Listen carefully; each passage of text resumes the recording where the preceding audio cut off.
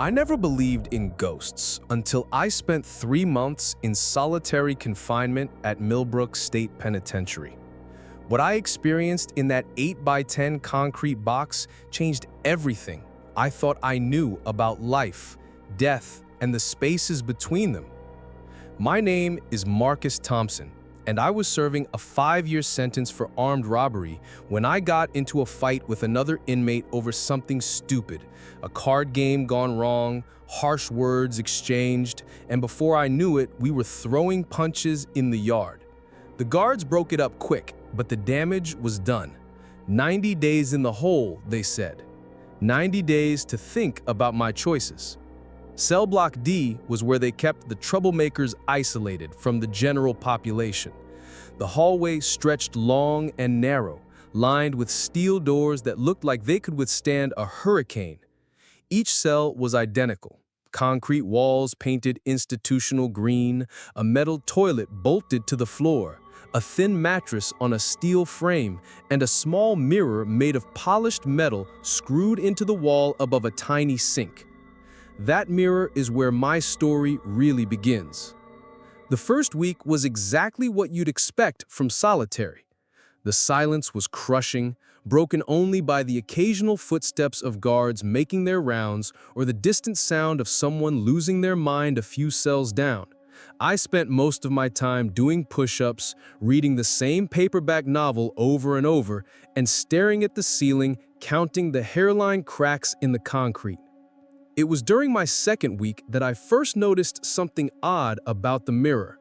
I'd been brushing my teeth one morning when I caught a glimpse of movement behind my reflection. Just for a split second, it looked like someone else was standing in my cell. I spun around, heart hammering, but I was alone. The cell door was still locked, the walls solid concrete with no windows or gaps. I figured it was my mind playing tricks on me. Isolation does that to you. But it happened again the next day. This time, I was washing my face when I saw him clearly in the mirror's reflection. A man, maybe in his 40s, wearing an orange jumpsuit just like mine, but somehow different. Older style, like from the 80s maybe. He was standing right behind me, close enough that I should have felt his breath on my neck. When I turned around, nothing. Empty cell, locked door, just me and my racing pulse. I tried to convince myself it was stress, lack of proper sleep, the mind-numbing routine of solitary confinement. But the appearances became more frequent. Every time I looked in that mirror, he was there. Always in the same spot, always wearing that faded orange jumpsuit, always staring directly at me with eyes that held a sadness deeper than anything I'd ever seen. The really unsettling part was that he seemed to be trying to communicate. His mouth would move like he was speaking, but no sound came through. He pointed things in the cell, gestured frantically, sometimes even appeared to be screaming, but the mirror showed only silent pantomime. His face was etched with desperation, like he had something urgent to tell me, but couldn't break through whatever barrier separated us. After 2 weeks of these encounters, I started talking to him. I felt crazy doing it, but the isolation was getting to me. I'd stand in front of the mirror and ask questions. What do you want? Who are you? How did you get in there? He'd respond animately, his mouth moving rapidly, hands gesturing, but I heard nothing. It was like watching a silent movie. Then things escalated. I woke up one night to find my few possessions rearranged. My book was open to a page I hadn't been reading. My toothbrush was standing upright in the sink, and my sheets were folded in a way I'd never folded them. The next morning, I asked the guard if anyone had been in my cell. He looked at me like I was insane. Nobody's been in there but you, Thompson. You feeling all right? I wasn't all right. The man in the mirror was becoming more agitated, more desperate. During my third week, he started appearing even when I wasn't looking directly at the mirror. I catch glimpses of him in my peripheral vision, always in that same spot, always trying to tell me something I couldn't understand. Sometimes I'd wake up in the middle of the night and see him standing there in the darkness, illuminated by the dim light from the hallway that crept under my door. I began to research, asking guards casual questions about the history of my cell. Most of them were new and didn't know much. But eventually, I found an older guard named Henderson who'd been working the block for 15 years. When I described what I'd been experiencing, his face went white. "Jesus Christ," he muttered, looking around to make sure no one else was listening. "You're in cell D47, aren't you?" I nodded. That was Jimmy Castellanos' cell, back in 1987. He was doing time for manslaughter, got himself thrown in solitary for fighting, just like you. Spent 6 months in that exact cell. Henderson paused, rubbing his jaw.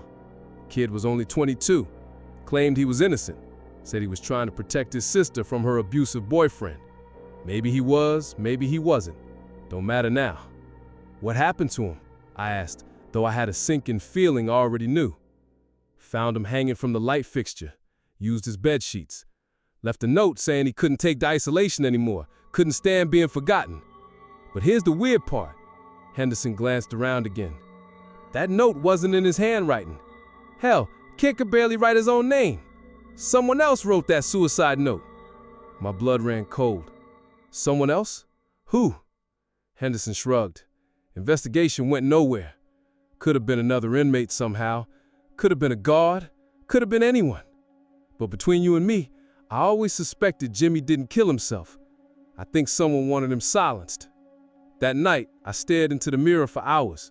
Jimmy Castellanos appeared as usual, but now I knew who he was. I tried to communicate differently, asking him yes or no questions and telling him to nod or shake his head. It worked. We developed a crude system of communication. "Were you murdered?" Nod. "Do you know who did it?" Nod. "Was it a guard?" Shake. "Another inmate?" Shake. "Someone from the outside?" Vigorous nodding. Over several nights, I pieced together Jimmy's story through our limited communication. He'd witnessed something before his arrest, something involving powerful people. His so-called crime was actually self-defense, but someone wanted him locked away where he couldn't talk. When isolation wasn't enough to keep him quiet, they arranged for his death to look like suicide. Jimmy showed me where to look for evidence. He'd somehow managed to hide a small piece of paper behind the mirror before he died. Using the metal edge of my food tray, I carefully worked the mirror loose from the wall. Behind it, wedged into a crack in the concrete, was a folded scrap of paper no bigger than a matchbook. Written in tiny, careful handwriting were names, dates, and details of a corruption ring that extended far beyond the prison walls. Jimmy had documented everything he'd witnessed: judges taking bribes, police covering up crimes, politicians laundering money through fake charities. It was enough to bring down a dozen powerful people, which explained why Jimmy had to die. The question was, what should I do with this information? Jimmy appeared in the mirror that night, more clearly than ever before. For the first time, his expression wasn't one of desperation or sadness. He looked peaceful, almost relieved. He pointed at the paper, then at me, then placed his hand over his heart. I understood. He was trusting me to finish what he'd started.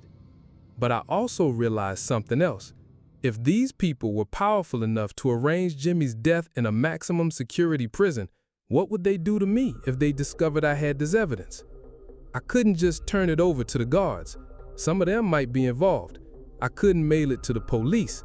Jimmy's notes implicated several officers. I needed to be smarter, more careful. I spent my remaining weeks in solitary planning. I memorized every detail on that paper, then carefully returned it to its hiding place behind the mirror. When I was released back into the general population, I would find a way to get the information to a journalist, someone outside the system who could investigate properly. Jimmy continued to appear in the mirror, but he seemed fainter now, less solid. Sometimes he would just stand there and nod at me approvingly, like he knew I understood the gravity of what I'd inherited. Other nights, he would point at the hidden paper and then point toward the cell door, urging me to be ready to act when my time in solitary ended. On my last night in cell D47, I had the most vivid encounter with Jimmy yet. He appeared in the mirror just after lights out, but this time he seemed different, more real, more present. For just a moment, I could swear I heard his voice, faint as a whisper, but unmistakably there. "Thank you," he said. "Don't let them bury the truth with me." The next morning, I was moved back to general population. True to my word, I found a way to contact an investigative journalist through a sympathetic prison chaplain. The story broke 6 months after my release, and the corruption ring Jimmy had died trying to expose finally came to light. 12 people were arrested, including 2 judges, a police captain, and the warden of Millbrook State Penitentiary. I never saw Jimmy again after leaving cell D47, but I like to think he found the peace he was looking for. Sometimes, late at night, I wonder if other inmates in that cell have seen him. I wonder if his spirit is still there, still trying to communicate the truth that cost him his life. What I learned in those 3 months changed my perspective on justice, on death, and on the thin line between the world of the living and whatever lies beyond. Jimmy Castellanos may have died alone in that concrete cell, but his truth lived on. Sometimes the dead don't rest until the living fulfill their promises. And sometimes, if you're listening carefully enough, the dead will tell you exactly what they need you to do. The mirror remembers everything. It remembers Jimmy, it remembers his truth, and it remembers the promise I made to carry his story into the light. In the end, that old metal mirror became a window between worlds, a way for justice to reach across death itself and finally set things right. Justice delayed is justice denied, they say. But sometimes justice finds a way, even from beyond the grave. My name is Sarah Chen, and I witnessed something in county jail that still haunts me 15 years later. I was 23 then, serving 90 days for embezzling money from the accounting firm where I worked. I was young, desperate, and made choices I'll regret for the rest of my life. But nothing I did could have prepared me for what I saw happen to Maria Santos in cell block C. I wasn't supposed to be in jail at all. I came from a good family, had a college degree, and thought I was too smart to get caught. But desperation makes you stupid, and when my mother needed expensive cancer treatment that insurance wouldn't cover, I convinced myself that borrowing from the company accounts was justifiable.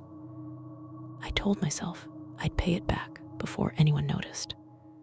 I was wrong on both counts. Riverside County Women's Detention Center was a nightmare from day one. The building was overcrowded, understaffed, and filled with women who'd been pushed to their breaking points by circumstances beyond their control. Some were hardened criminals, sure, but most were like me, ordinary people who'd made extraordinary mistakes. I was assigned to a 4-woman cell in C block. My cellmates were Janet, a 50-year-old woman doing time for drug possession; Lisa, a 19-year-old prostitute with track marks up and down her arms; and Maria Santos, a 35-year-old undocumented immigrant who'd been arrested during a workplace raid. Maria was different from the rest of us. She was quiet, almost invisible, and carried herself like someone who'd learned to survive by never drawing attention. She spoke broken English mixed with Spanish, and most of the other inmates ignored her completely. In a place where being noticed often meant becoming a target, Maria had mastered the art of existing without being seen. She had kind eyes, though. When she thought no one was looking, I'd catch her watching the younger inmates with a protective expression, like a mother hen worried about her chicks. She'd been in the system for 3 months waiting for her immigration hearing, and the prolonged uncertainty was wearing on her. I could see it in the way her hands shook when she thought no one was watching, the way she'd stare at the small window in our cell for hours at a time.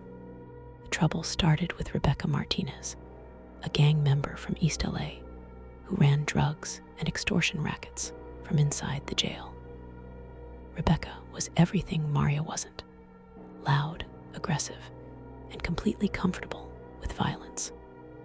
She was serving her third stint for assault and had built a reputation as someone you didn't cross. Rebecca noticed Maria the same way a predator notices the weakest animal in a herd. Maybe it was because Maria kept to herself.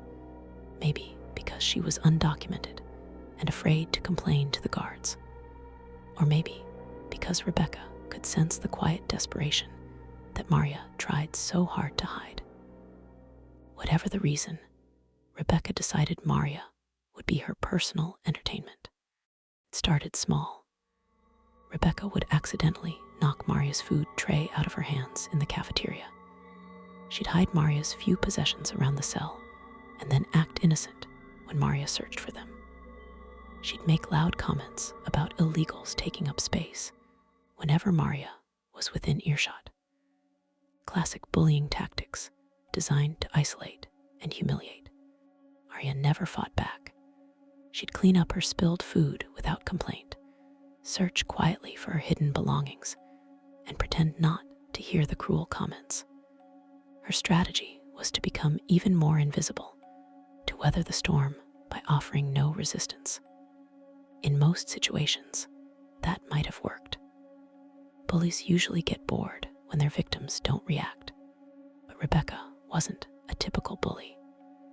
She was a sadist who fed on causing pain, and Maria's silent endurance only encouraged her to escalate. Psychological torture intensified over the following weeks. Rebecca would wake Maria up in the middle of the night by throwing cold water on her. She'd steal Maria's letters from family and read them aloud in the common area, mocking the broken English and making cruel jokes about Maria's children back in Honduras.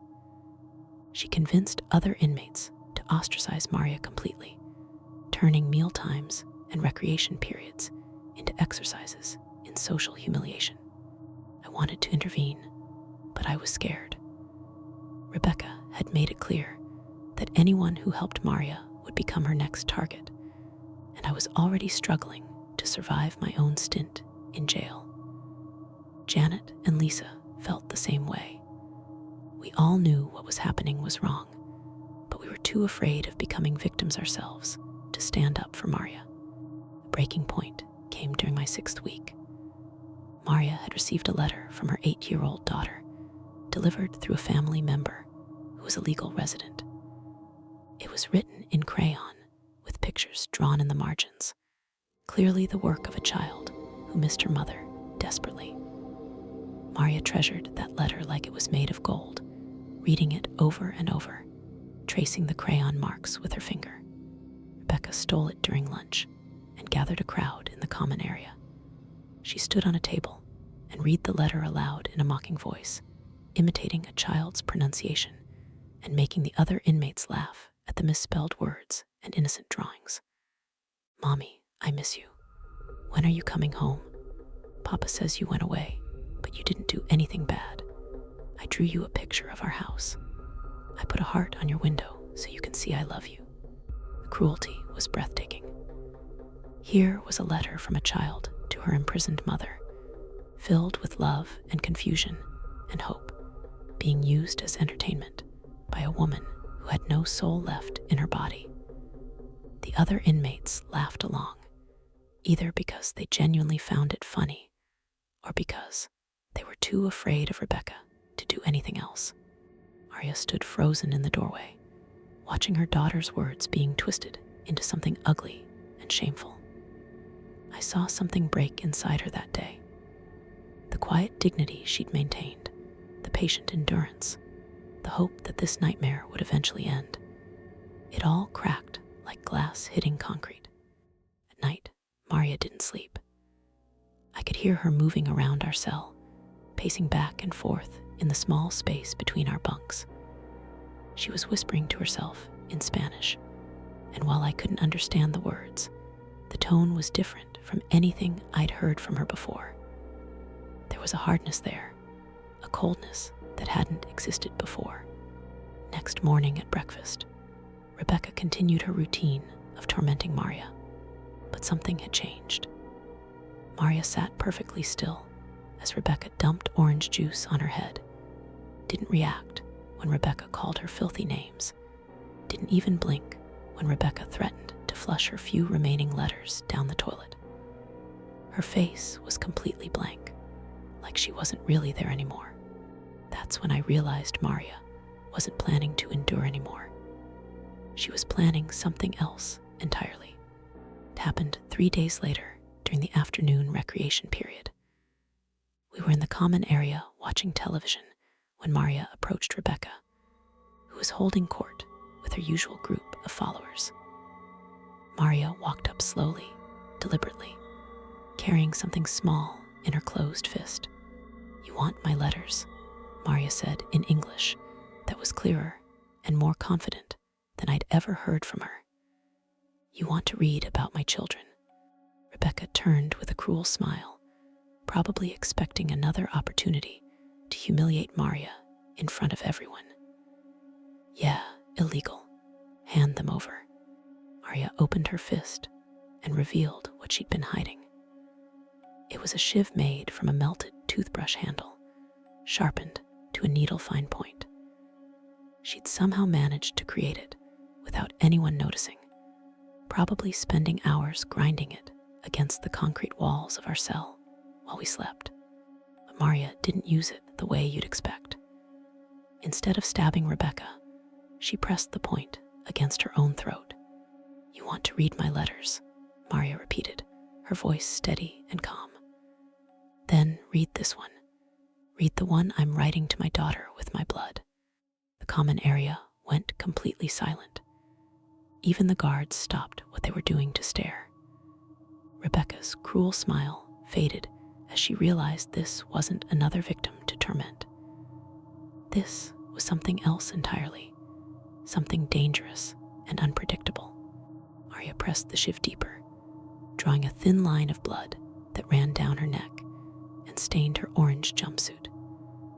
"Tell her how her mother died because people like you made me invisible. Tell her how you laughed at her pictures while I bled out on the floor of an American jail." "Maria, don't," I whispered, but she didn't seem to hear me. "You think I'm nothing," Maria continued, staring directly at Rebecca. "You think because I have no papers, no rights, no voice, that means I have no power. But I have the power to make you remember me forever. Every night when you close your eyes, you'll see my blood. Every time you hurt someone who can't fight back, you'll wonder if they have the same power I have." Rebecca took a step backward, and for the first time since I'd known her, she looked genuinely frightened. The other inmates formed a circle around them, but no one moved to intervene. The guards were calling for backup, but they seemed frozen by the surreal nature of the scene. Maria pulled the shiv away from her throat and let it clatter to the floor. The cut wasn't deep enough to be life-threatening, but the blood was dramatic and shocking. She looked around the room at all of us, making eye contact with each person who had watched her humiliation without speaking up. "I am not invisible," she said clearly. "I am Maria Santos.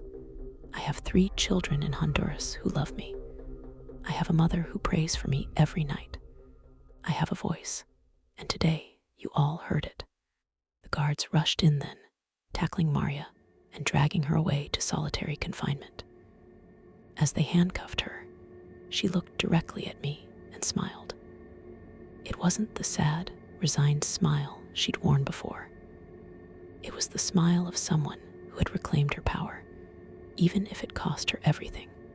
Rebecca never bothered another inmate after that day. Word spread quickly through the jail about what had happened, and Maria's act of defiance became legendary. She hadn't used violence against her tormentor, but she'd done something more powerful.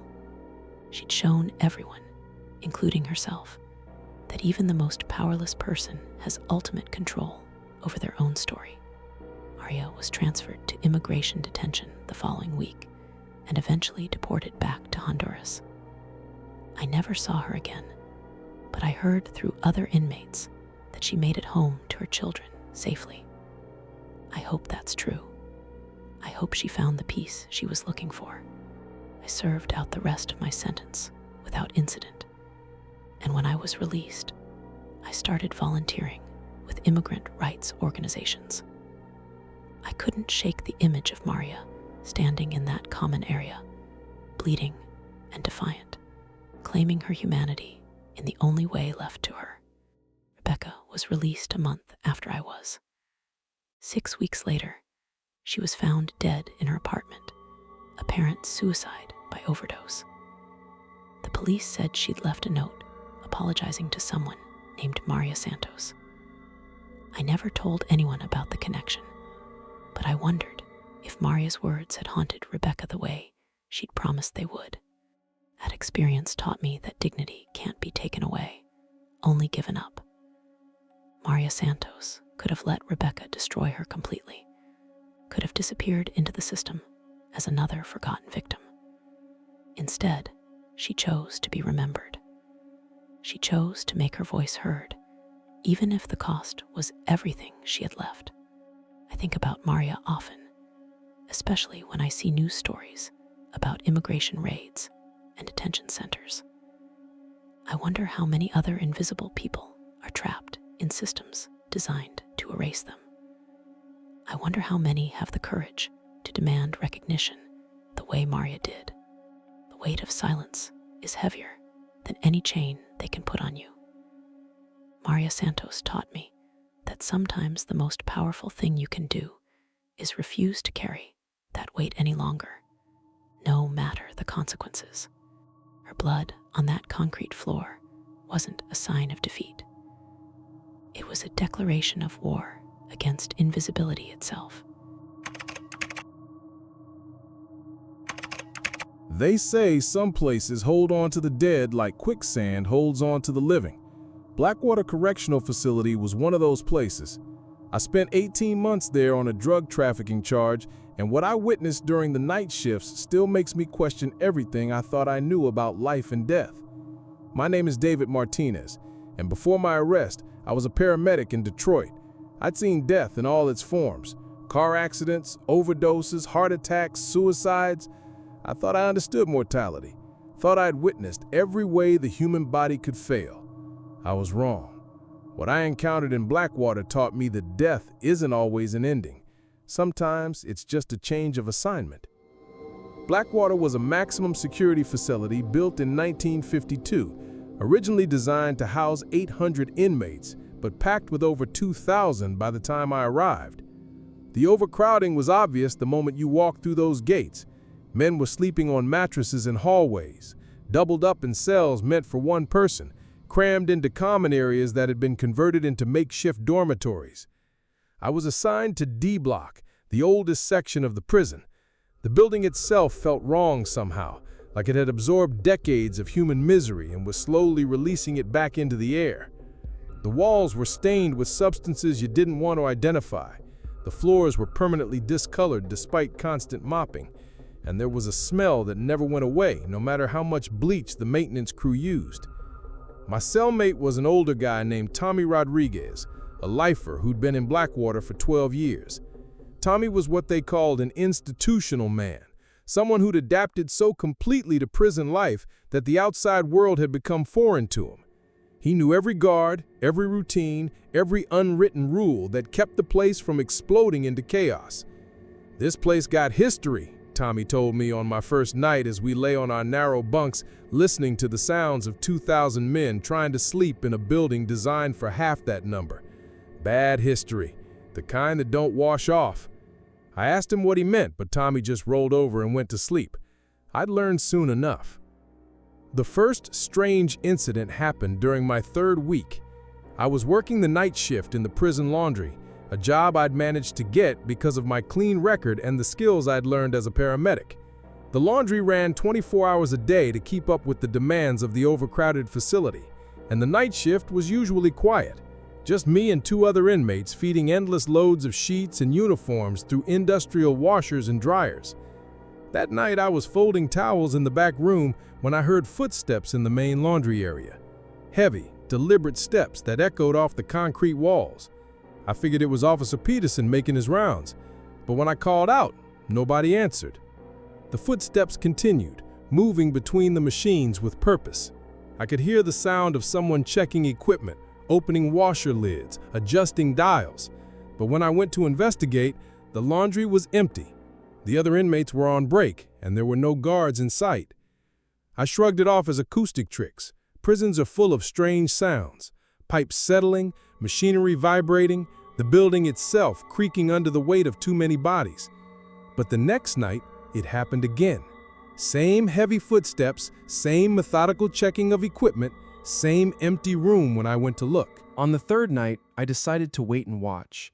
I positioned myself behind a stack of clean uniforms where I could see the entire laundry without being seen myself. At exactly 2:47 a.m., the footsteps started again. What I saw defied explanation. A man in a correction officer's uniform was walking through the laundry, clipboard in hand, checking each machine with practiced efficiency. He was tall and thin, maybe in his 50s, with gray hair and a mustache that had gone out of style decades ago. His uniform was different from what the current guards wore, older and more formal. But here's the thing that made my blood freeze. I could see through him. Not completely, but like he was made of smoke or fog. When he moved in front of the bright lights over the washing machines, his silhouette flickered and wavered. When he wrote on his clipboard, the pen made no marks. When he opened washer lids, they stayed closed.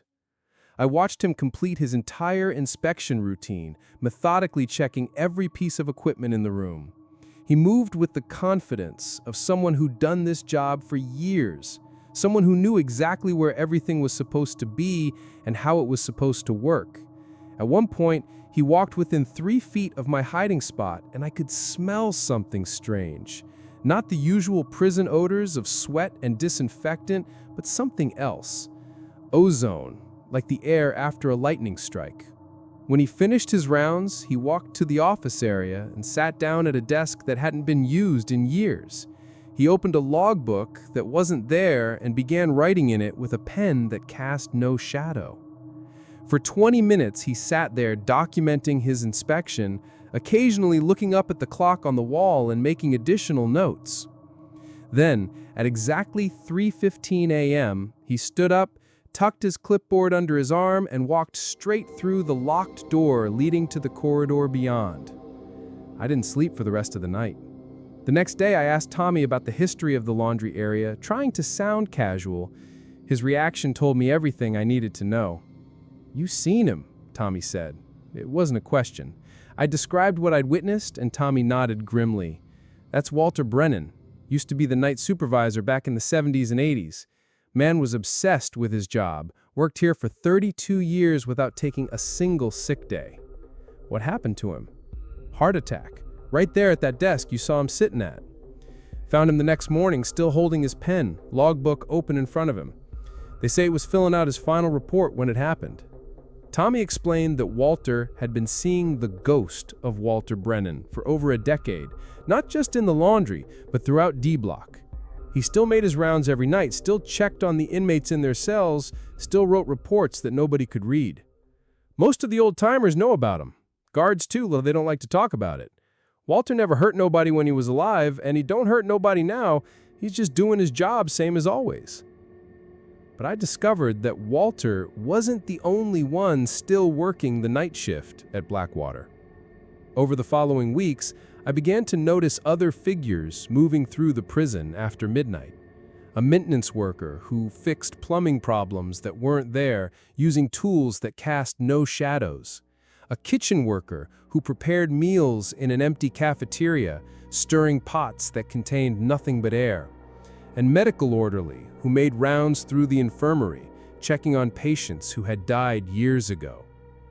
Each of them moved with the same purposeful efficiency as Walter, going through motions they had performed thousands of times in life. They followed schedules that existed only in their memories, maintaining routines that death hadn't been able to break. The living guards knew about them, I realized. I started paying attention to their behavior during night shifts and noticed that they unconsciously avoided certain areas at specific times. They'd take longer routes to avoid crossing paths with the ghost workers. They'd delay their rounds to give the spirits time to complete their tasks. They'd even leave certain doors unlocked because they knew the dead needed access. It was an unspoken accommodation, a recognition that Blackwater belonged as much to the living as to the dead. But the most unsettling encounter came during my 8th month at Blackwater. I was working alone in the laundry again when I heard a different sound. Sobbing. Quiet, heartbroken sobbing, coming from the storage area where we kept the industrial chemicals. I found her in the back corner, curled up behind a stack of bleach containers. A woman in a nurse's uniform from the 1960s, her face buried in her hands, shoulders shaking with grief. Unlike the other spirits I'd encountered, she seemed aware of my presence. She looked up when I approached, and I saw a face marked by decades of sadness. Her eyes were hollow, haunted by something more than death. "He's still here," she whispered, her voice carrying the weight of unbearable sorrow. "After all these years, he's still here, and I can't help him."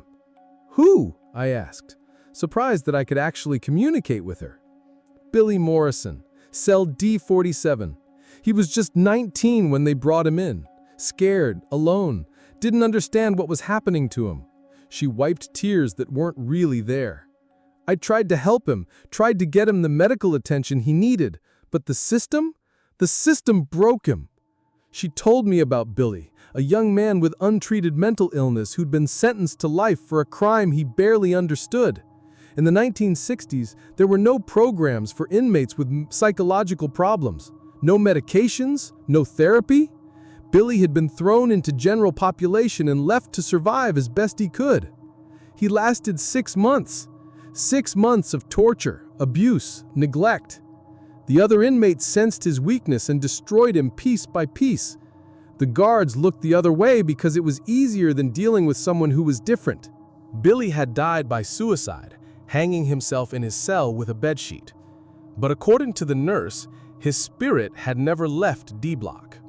He was still there, still 19, still trapped in the same cycle of fear and confusion that had defined his final months. "I've been watching over him for 60 years, she said, trying to comfort him, trying to ease his suffering. But he doesn't understand that he's dead. Every night he experiences the same terrors, the same abuse, the same despair, and I can't make it stop." She led me through the prison, pointing out cold spots where Billy's presence was strongest. Cell D47, where he died. The showers, where he'd been assaulted. The cafeteria, where inmates had tormented him during meals. The infirmary, where she'd tried, unsuccessfully, to convince the doctors to transfer him to a psychiatric facility. "The living move on," she explained. "They serve their sentences and leave. But Billy can't move on because he never understood why he was here in the first place. His mind was too broken to process what happened to him." I asked her what she wanted me to do, and her answer surprised me. "Talk to him," she said. "You have medical training. You understand mental illness in ways they didn't back then. Maybe if someone explains it to him, maybe if someone shows him kindness instead of cruelty, maybe he can finally find peace." Finding Billy Morrison's spirit wasn't difficult once I knew what to look for. He manifested most strongly in the early morning hours, just before dawn, always in cell D47. I convinced the current occupant of that cell, an older inmate named Curtis, to let me sit with him during those hours. Billy appeared as a thin, frightened young man with wild eyes and trembling hands. He cowered in the corner of the cell, whimpering and pleading with invisible tormentors to leave him alone. Sometimes he'd cry for his mother. Sometimes he'd scream about conspiracies that existed only in his fractured mind. I started talking to him the way I'd talked to psychiatric patients during my paramedic days. Calm, reassuring, non-threatening. I explained that the people hurting him were gone, that he was safe, that there were treatments now for the illness that had trapped him. It took weeks, but gradually Billy began to respond. His episodes of terror became less frequent, his crying quieter, his movements less frantic. The nurse started appearing more often, watching our sessions with growing hope. "He's listening," she told me one night. "For the first time in 60 years, he's actually listening." The breakthrough came during my 15th month at Blackwater. Billy materialized in his cell as usual, but instead of cowering in fear, he looked directly at me with eyes that seemed clearer than before. "Am I dead?" he asked, his voice small and confused, but rational. "Yes, Billy, you've been dead for a long time." "Is that why they can't hurt me anymore?" "That's right. Nobody can hurt you now." He was quiet for a long time, processing this information. Then he asked the question I'd been dreading. "Did I do something bad? Is that why I was in this place?" I chose my words carefully, explaining mental illness in terms a 19-year-old from 1963 could understand. I told him about chemical imbalances in the brain, about medications that hadn't existed in his time, about the understanding we now had of conditions like schizophrenia and bipolar disorder. "You weren't bad, Billy. You were sick. And the people who were supposed to help you didn't know how." The change in him was immediate and profound. The constant fear drained from his face, replaced by something I hadn't seen before: relief. For the first time since I'd been watching him, Billy Morrison looked at peace. "Can I go now? Can I go home?" I looked at the nurse, who was crying tears of joy that 60 years of vigil was finally ending. She nodded and smiled at Billy with the tenderness of a mother watching her child take their first steps. "Yes," I told him, "you can go home now." Billy stood up slowly, his form becoming brighter and more solid than I'd ever seen it. He looked around the cell one final time, no longer seeing a prison, but simply a room he was ready to leave. "Thank you," he said to both of us. "Thank you for helping me understand." He walked to the cell door, which swung open at his approach, even though it was locked. As he stepped into the corridor, his form began to fade, becoming translucent and then transparent. By the time he reached the end of the block, he was gone completely. The nurse lingered for a moment, looking around the empty cell. "I can rest now too," she said. "My job here is finished." She faded away more gradually, her form dissolving like morning mist until only the faintest outline remained. Then she was gone, and for the first time since I had arrived at Blackwater, cell D47 felt truly empty. I was released from Blackwater 3 months later, my sentence completed. As I walked through those gates for the final time, I turned back to look at D Block one more time. In the windows of the upper tiers, I could see the familiar figures of Walter Brennan and the other ghost workers beginning their eternal night shifts. But I also saw something new: empty spaces where spirits used to be. Word had spread through the supernatural community of the prison, and other long-dead inmates were finally finding the peace they'd been seeking for decades. Sometimes, the living can help the dead move on. Sometimes, all it takes is understanding, compassion, and the willingness to listen to stories that have been waiting 60 years to be heard. Blackwater Correctional Facility is still operating today, still overcrowded, still struggling with the same problems that have plagued it for 70 years. But thanks to Billy Morrison and the nurse who loved him enough to wait 6 decades for his healing, it's a little less haunted than it used to be. The night warden is still there, though. Walter Brennan continues his rounds, checking his equipment, filing his reports, maintaining order in a place where order is always fragile. He's not ready to go yet, and maybe he never will be. Some people are so dedicated to their work that not even death can make them retire. But that's okay.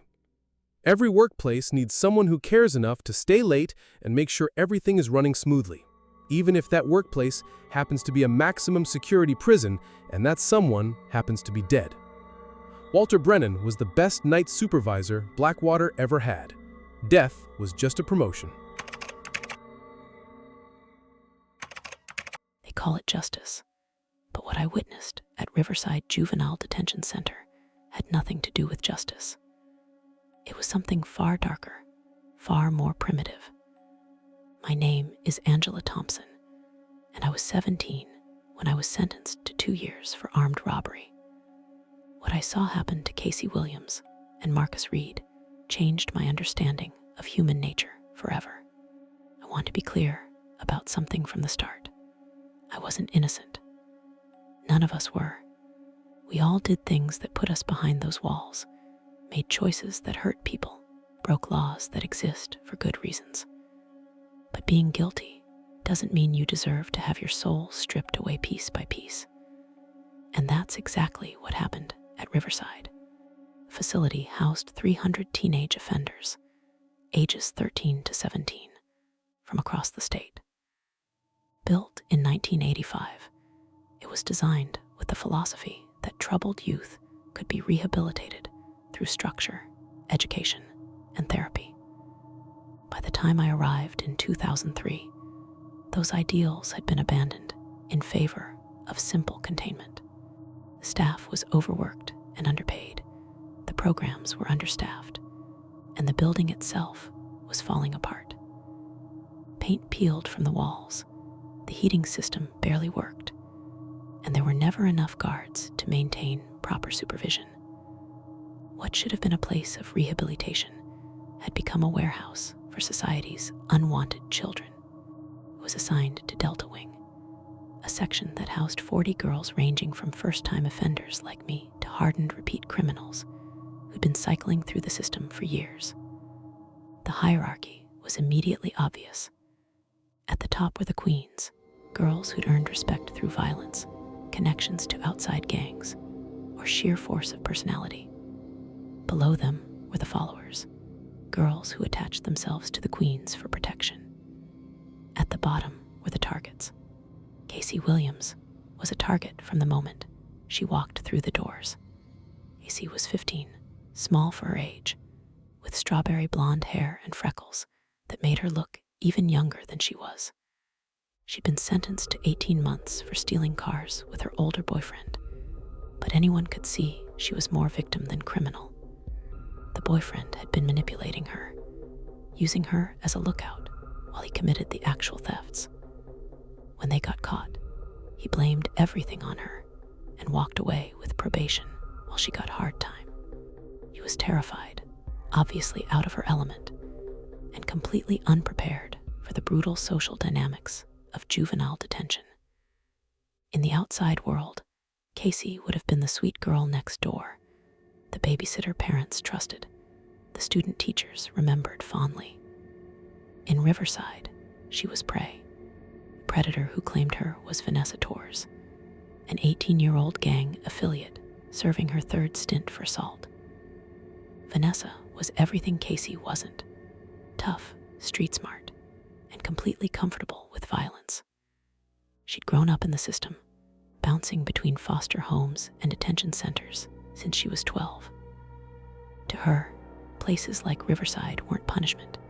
They were just another neighborhood. Vanessa ran her section of Delta Wing like a medieval kingdom. She decided who ate what, who slept where, who was allowed to watch television or use the phone. The guards largely left her alone because she kept order in her own brutal way, preventing the kind of large-scale riots that would bring unwanted attention from administrators. Casey became Vanessa's personal property within a week of her arrival. It started with small humiliations. Casey would find her few personal belongings rearranged or missing. Her letters from home would disappear before she could read them. During meals, she'd be forced to sit alone while other girls whispered and pointed at her. Vanessa was establishing dominance, marking her territory, letting everyone know that Casey belonged to her. The psychological torture escalated quickly. Vanessa would wake Casey up in the middle of the night to perform menial tasks, cleaning Vanessa's area, doing her laundry, massaging her feet. If Casey hesitated or complained, she'd be slapped or punched, just hard enough to hurt without leaving marks that would alert the guards. But the worst part was the sexual coercion. Vanessa made it clear that Casey's protection came with a price, and that price was complete submission. She forced Casey to share her bed, to submit to her advances, to perform acts that left Casey crying silently into her pillow afterward. It was systematic rape disguised as protection, and everyone in Delta Wing knew it was happening. I wanted to help Casey, but I was afraid. We all were. Vanessa had made examples of girls who tried to interfere with her business before, and those examples were still serving their sentences in the infirmary or solitary confinement. The guards either didn't know what was happening or didn't care enough to stop it. Casey was on her own. The situation became even more complicated when Marcus Reed arrived in the boys' section of the facility. Marcus was 16, a skinny kid from suburban Atlanta who'd been caught selling his mother's prescription medications to buy video games.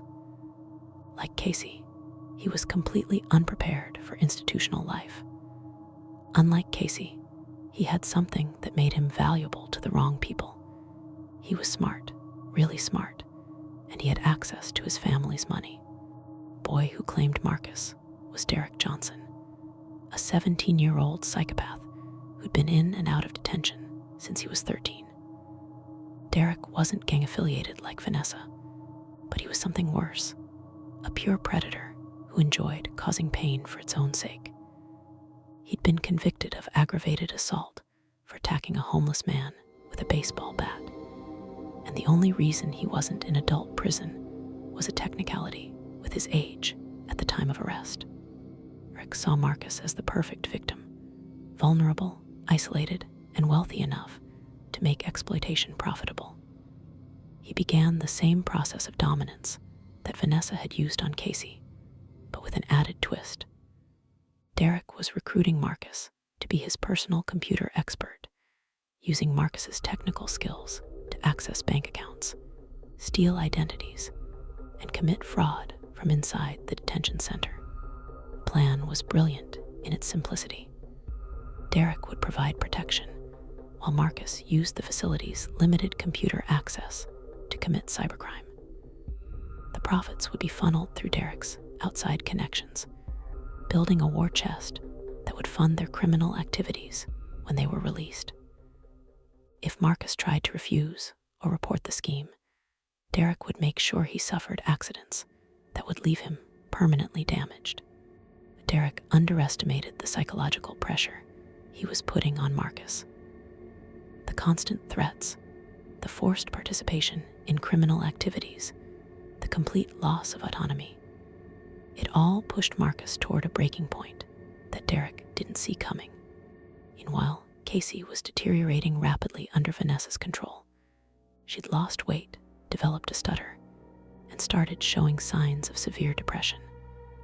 During group therapy sessions, she'd sit silently while other girls talked about their problems, too afraid to speak up about her own situation. The few times she tried to hint at what was happening, Vanessa would be sitting nearby, glaring at her with undisguised menace. Facilities therapist, Dr. Sarah Mitchell, was one of the few staff members who seemed to genuinely care about the residents. She began pulling Casey aside for private sessions, trying to break through the wall of fear that Vanessa had built around her. But every time Casey seemed ready to open up, something would happen to shut her down again. A beating that left no visible marks, a threat against her family on the outside, a reminder of how much worse things could get if she talked. Dr. Mitchell tried the same approach with Marcus, sensing that both teenagers were victims of predators within the facility. But Marcus was even more closed off than Casey, terrified that any sign of cooperation with authority would result in Derek carrying out his promises of violence. Breakthrough came during my 10th month at Riverside, but not in the way Dr. Mitchell had hoped. Casey had been called to the administrative office to speak with her court-appointed lawyer about the possibility of early release. It should have been good news, a sign that her nightmare might be coming to an end. But when she returned to Delta Wing, she was more terrified than I'd ever seen her. Vanessa had interpreted the meeting as a betrayal, convinced that Casey was planning to report the abuse to outside authorities. That night, she gathered her followers in the common area and made Casey stand in the center while they formed a circle around her. "You've been talking to lawyers," Vanessa said, her voice carrying through the room. "Telling stories about me, about us. That's not loyal, Casey. That's not family." Casey tried to explain that the meeting was just about her release date, that she hadn't said anything about Vanessa or the abuse she'd been suffering. But Vanessa wasn't interested in explanations. She was interested in making a statement that would keep her other victims in line. What happened next was the most brutal thing I'd ever witnessed. Vanessa's followers began passing around improvised weapons, sharpened toothbrushes, pieces of broken plastic, strips of metal torn from furniture. They were preparing for a group assault, a coordinated attack that would leave Casey permanently scarred both physically and psychologically.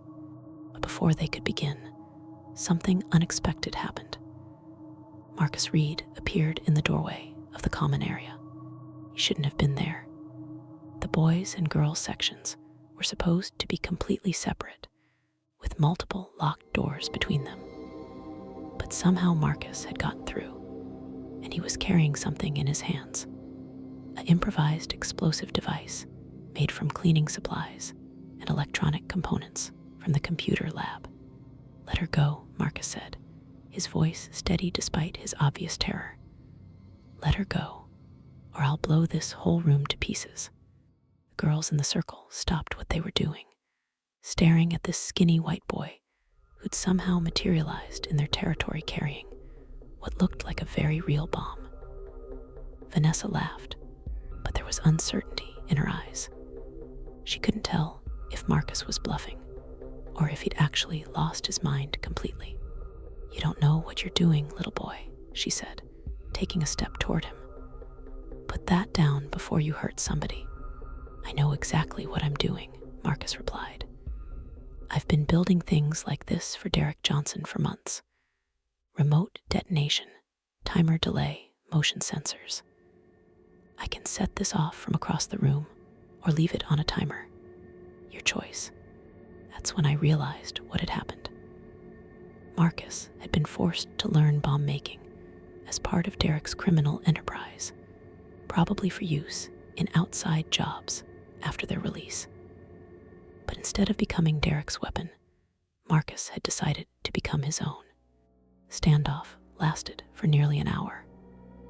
Marcus kept the bomb steady while negotiating Casey's release, demanding that Vanessa call off her followers and promise never to touch Casey again. Vanessa kept trying to find an opening to rush him, but Marcus had positioned himself strategically near the exit, ready to flee if necessary. Guards eventually arrived, alerted by residents from other sections who'd heard the commotion. They found Marcus holding an entire room of teenage girls hostage with what their explosives expert later confirmed was a very sophisticated and very dangerous improvised bomb. Marcus didn't surrender when the guards arrived. Instead, he made a deal. He'd give up the bomb and accept whatever punishment awaited him, but only if Casey was transferred to protective custody and Vanessa was moved to solitary confinement. Furthermore, he wanted guarantees that his own situation with Derek Johnson would be investigated and resolved. Administrators agreed, desperate to end the situation without casualties. Marcus carefully disarmed the device and handed it over to the bomb squad, then allowed himself to be taken into custody. Casey was immediately moved to a secure area away from Vanessa's influence, while Vanessa herself was locked in solitary pending a full investigation of her activities. Aftermath was swift and thorough. Dr. Mitchell finally got the cooperation she'd been seeking from both Casey and Marcus, who provided detailed accounts of the abuse and criminal activities they'd been subjected to. Vanessa was charged with multiple felonies and transferred to adult prison, while Derek Johnson faced federal charges for the cybercrime operation he'd been running from inside the facility. Marcus and Casey were both granted early release, their cooperation in the investigation viewed favorably by the courts. But the damage had been done. Both of them were forever changed by their experiences at Riverside, marked by trauma that would take years of therapy to address. I was released 6 months later, my own sentence completed without major incident. The changes at Riverside were immediate and dramatic. Increased supervision, better training for staff, zero tolerance policies for sexual abuse and criminal activity. The facility that had been a warehouse for unwanted children was slowly being transformed back into a place of rehabilitation. But I often think about Casey and Marcus and the desperate choice Marcus made that night in the common area. He could have used his bomb-making skills to escape, to take revenge on Derek, or to hurt innocent people. Instead, he used them to save a girl he barely knew from a fate that would have destroyed her soul. There's something profound about that choice, something that gives me hope for humanity, even in the darkest places. Marcus Reed was trained to be a weapon, molded by a predator to serve criminal purposes. But when the moment came to choose who he really was, he chose to be a protector. Casey Williams was broken down, systematically destroyed by someone who saw her as property. But she survived long enough for help to arrive, long enough for someone else's courage to set her free. The circle of wolves that had formed around Casey that night wasn't broken by superior force or adult intervention.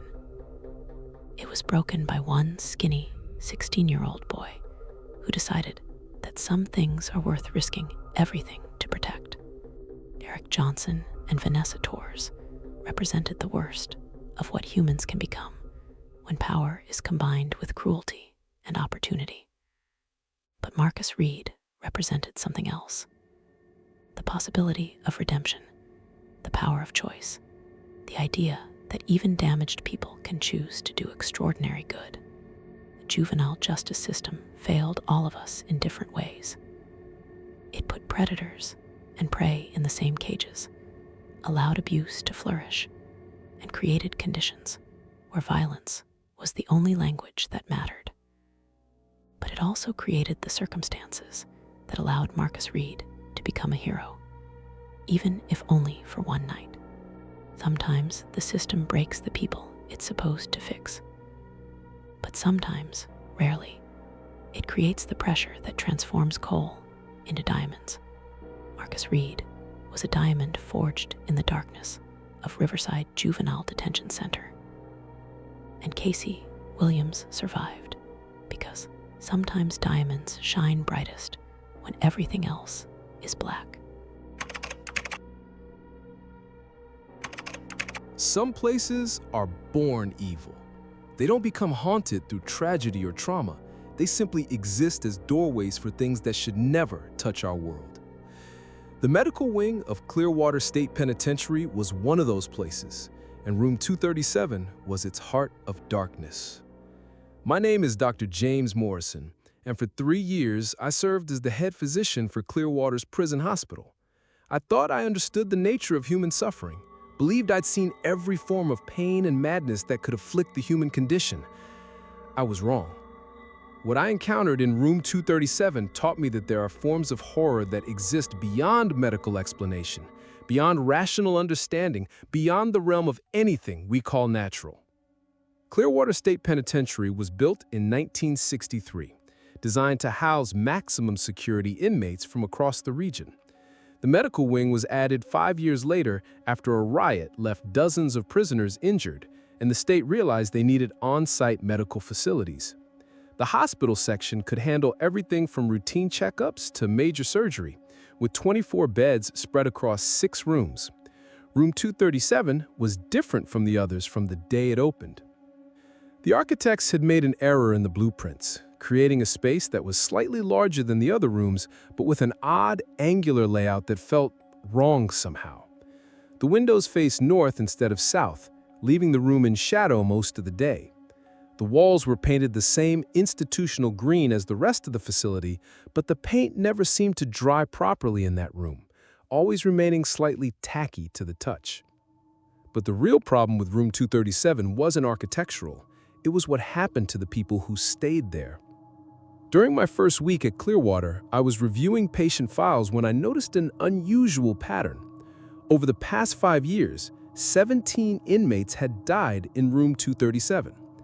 That might not sound unusual for a prison hospital, but when I compared it to the other rooms, the statistics were alarming. Rooms 231 through 236 had a combined total of 12 deaths over the same period. Room 237 alone had more deaths than all the other rooms combined. When I brought this to the attention of the previous head physician, Dr. Elizabeth Kane, she looked uncomfortable. Room 237 is where we put the terminal cases, cancer patients, end-stage organ failure, that sort of thing. It makes sense that more people would die there. But when I examined the medical records more closely, I found that many of the deaths in room 237 weren't terminal cases at all. Inmates had been admitted for routine procedures, minor injuries, or observation, only to deteriorate rapidly and inexplicably once they were placed in that room. Take the case of Robert Hutchins, a 34-year-old inmate admitted for treatment of a broken arm sustained during a fall in the workshop. A simple fracture, clean break, should have healed normally with proper casting and rest. But within hours of being placed in room 237, Hutchins began experiencing severe complications. His temperature spiked, his blood pressure became erratic, and he started showing signs of sepsis despite no visible infection. The medical team ran every test they could think of, but couldn't find any biological cause for his deterioration. Hutchins died 3 days later from what the autopsy report called systemic organ failure of unknown origin. A healthy man with a broken arm had essentially dissolved from the inside out for no reason medical science could explain. Or consider Maria Santos, a 42-year-old woman serving time for drug trafficking who was admitted for routine gallbladder surgery. The operation went perfectly, no complications, no signs of infection. But after being moved to room 237 for recovery, she began reporting hallucinations. She claimed there were children in the room with her, children who whispered to her in languages she didn't understand. The hallucinations became more vivid and disturbing each day. Maria described seeing a young boy, maybe 8 years old, standing at the foot of her bed and pointing at the ceiling tiles. She said he had no eyes, just empty sockets that seemed to pull light out of the room. There was also a little girl who sat in the corner, rocking back and forth while humming lullabies that made Maria's teeth ache.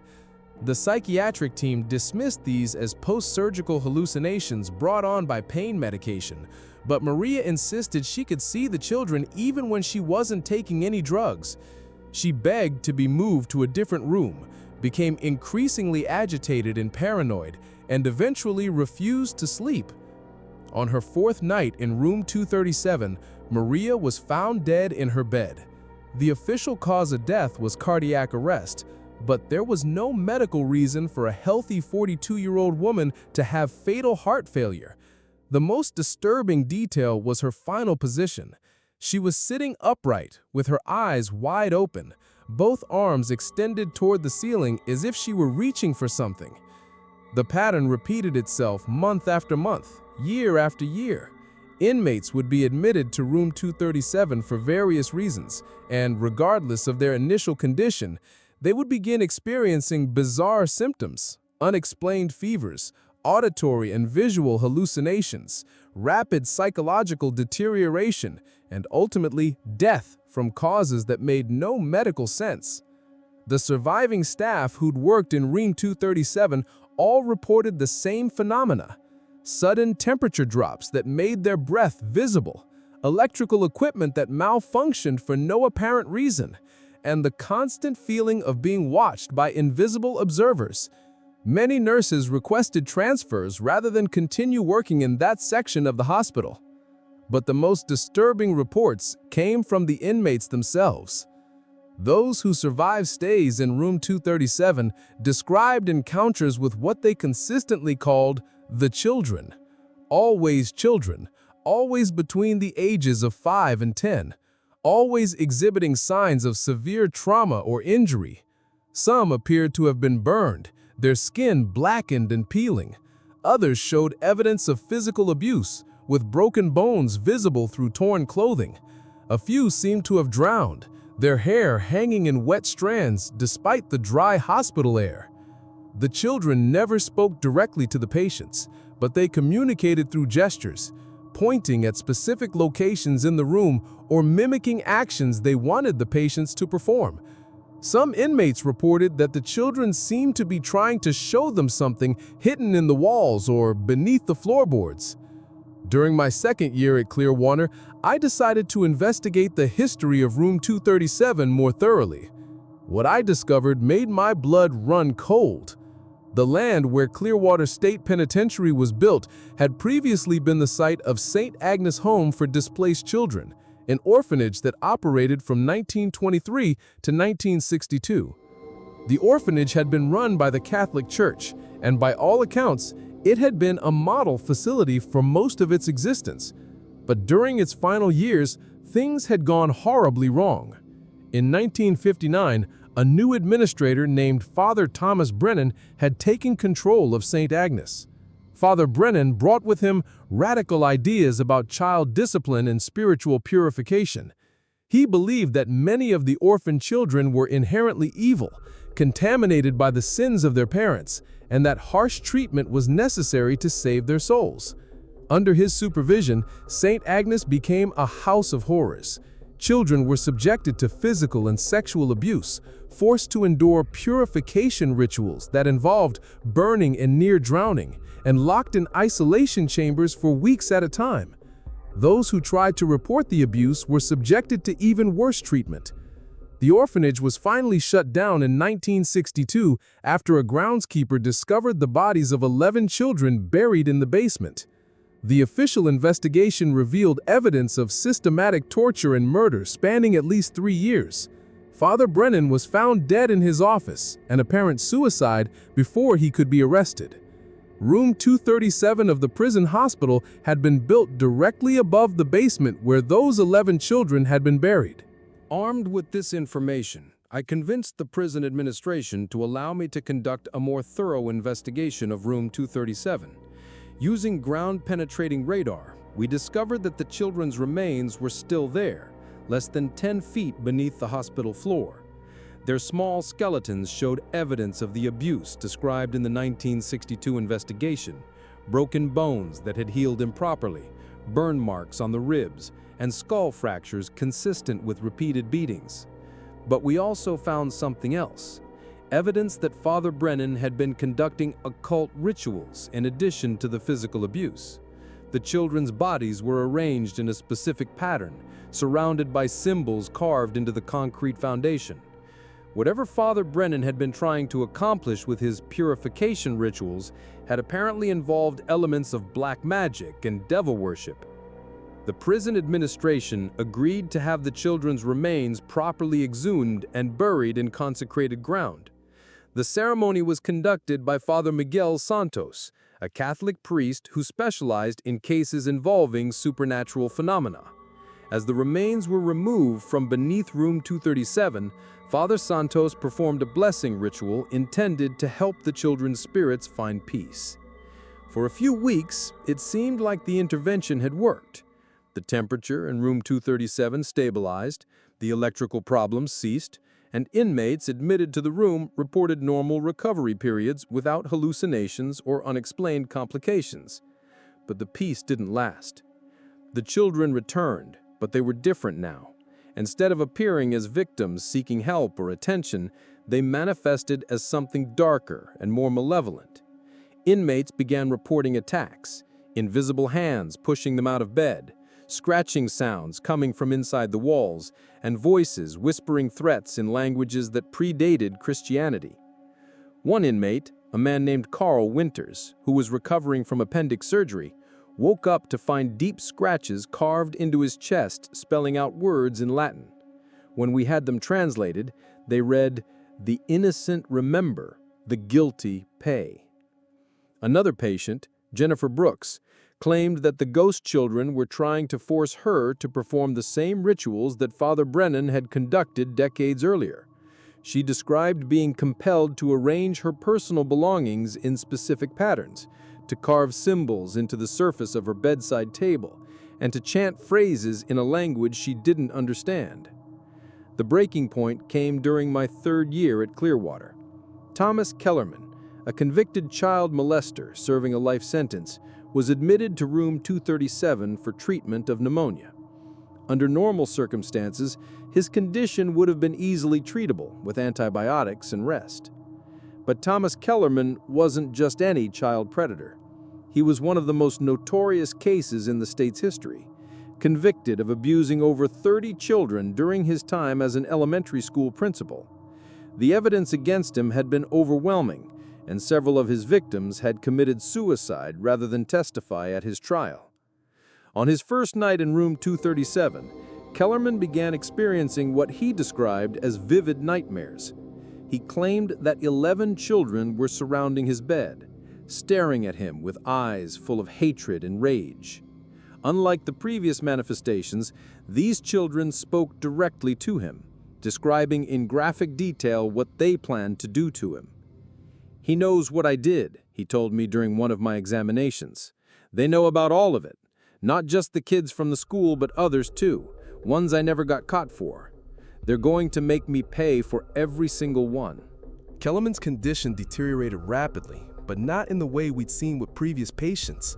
Instead of organ failure or cardiac arrest, he was being systematically tortured by forces we couldn't see or measure. Deep scratches appeared on his body overnight. His sheets would be found soaked with blood from wounds that hadn't been there the day before. And he would wake up screaming about children performing the same rituals on him that Father Brennan had performed on them. The nursing staff refused to enter room 237 alone, and several guards requested transfers rather than continue monitoring Kellerman. The surveillance cameras showed him talking animatedly to empty air, pleading and bargaining with invisible tormentors who showed no mercy. On his 7th night in room 237, Thomas Kellerman died under circumstances that defied explanation. He was found in the morning, arranged in the exact position that the orphanage children had been buried in, arms crossed over his chest, legs straight, eyes closed as if in peaceful sleep. But his body showed evidence of the same abuse that the children had suffered: burns, broken bones, and injuries consistent with ritualistic torture. The official cause of death was listed as complications from pneumonia, but everyone who had witnessed Kellerman's final week knew that something else had been responsible. The ghost children of St. Agnes Home had finally found a victim who deserved their attention, someone whose crimes matched the evil that had been perpetrated against them.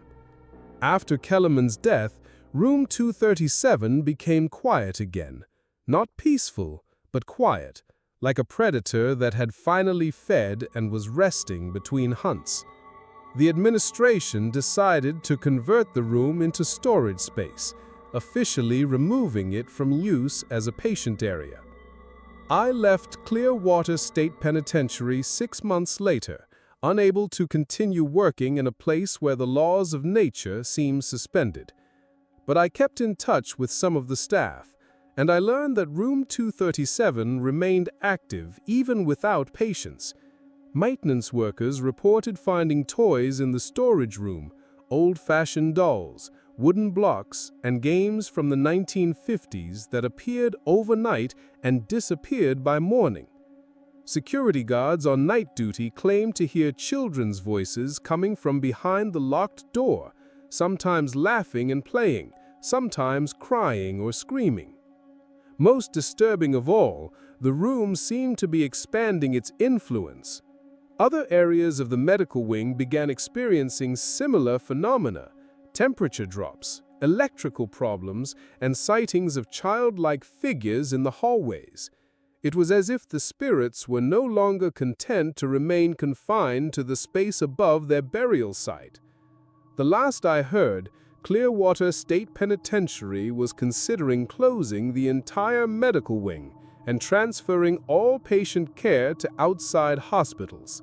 The official reason given was budget constraints, but those of us who had worked there knew the truth. Some places become infected with evil, and that infection can spread like a virus through the very structure of a building. Room 237 had been patient zero, the point where decades of accumulated suffering and malevolence had finally reached critical mass. The children of St. Agnes' home had found their voice in that room, and they were using it to dispense the justice that the adult world had failed to provide. Thomas Kellerman had been their first deliberate target, but I suspect he wouldn't be their last. There are monsters in this world who prey on the innocent and vulnerable. Most of them live their lives without ever facing consequences for their actions. But sometimes, in places where the boundary between life and death grows thin, the victims find a way to strike back. Room 237 had become a courtroom where the dead served as both judge and jury, and their verdicts were always the same: guilty as charged. The children remember everything. They remember their names, their faces, their pain, and their killers. Most importantly, they remember that justice delayed is not justice denied when you have eternity to wait for the right moment. Room 237 is still there, officially empty, but never truly vacant.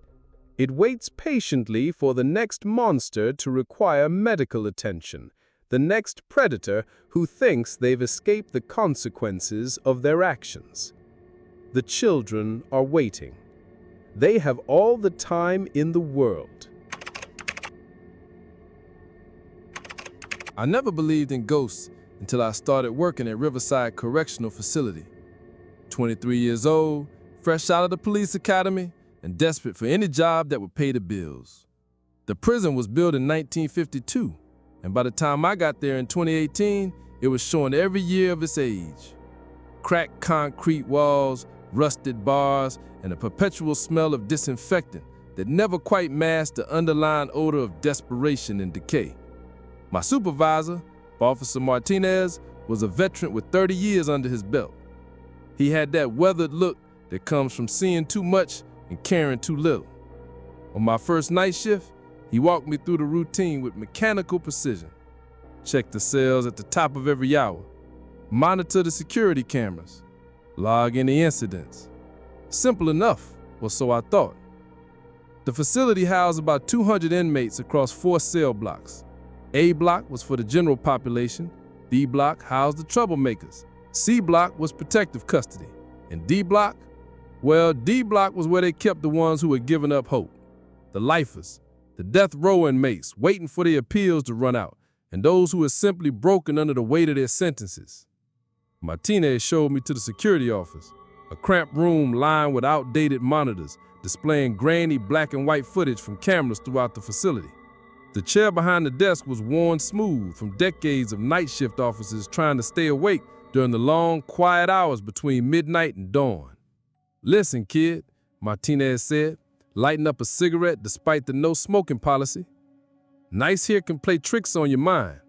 The shadows get longer, sounds echo differently, and your imagination starts filling in the gaps. Don't let it get to you. Stick to the routine. Trust your instincts, but don't go looking for trouble where there isn't any." I nodded, thinking I understood what he meant. Every workplace has its urban legends, its ghost stories told to scare the new guy. I figured a prison would have more than most. My first few weeks passed without incident. The routine became second nature. Walk the blocks, check the cells, return to the office, monitor the cameras. The inmates were surprisingly quiet at night. Most of them had learned that causing trouble after lights out only brought unwanted attention and extended sentences. But then came the night that changed everything. It was a Tuesday in October, around 2 in the morning. I was making my rounds through D Block, flashlight beam cutting through the darkness as I peered into each cell. The inmates here were different from the others. Where A and B blocks had their share of chatter and movement, even during lockdown, D Block was tomb-like. These men had accepted their fate, and it showed in their hollow eyes and listless movements.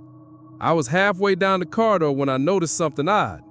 Cell D47 had its door slightly ajar. That should have been impossible.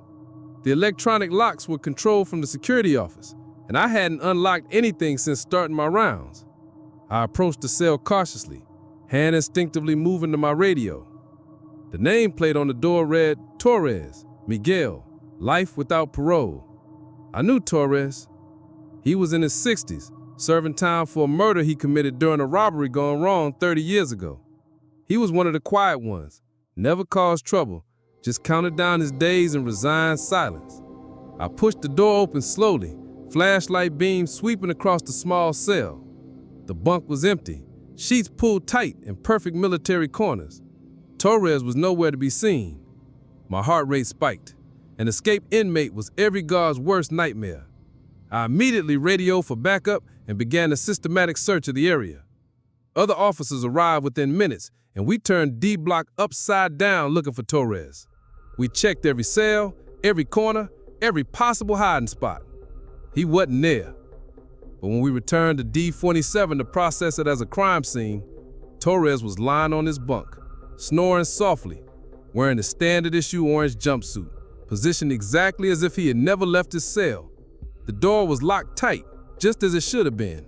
When we woke him to question him about what had happened, Torres looked genuinely confused. He insisted he'd been asleep all night, never left his cell, never heard any commotion. The security cameras showed nothing unusual. According to the electronic logs, his door had never been unlocked. The other officers exchanged knowing looks but said nothing. They filed a report stating that there had been a false alarm due to a new officer's inexperience. I wanted to protest, to insist that I knew what I had seen, but I could tell from their expressions that this wasn't the first time something like this had happened. Martinez pulled me aside after the incident was officially closed. "What do you see in there, kid?" "I saw an empty cell with the door open," I said. "Torres was gone." Martinez nodded slowly. "Let me tell you something about D Block. It's not like the other cell blocks.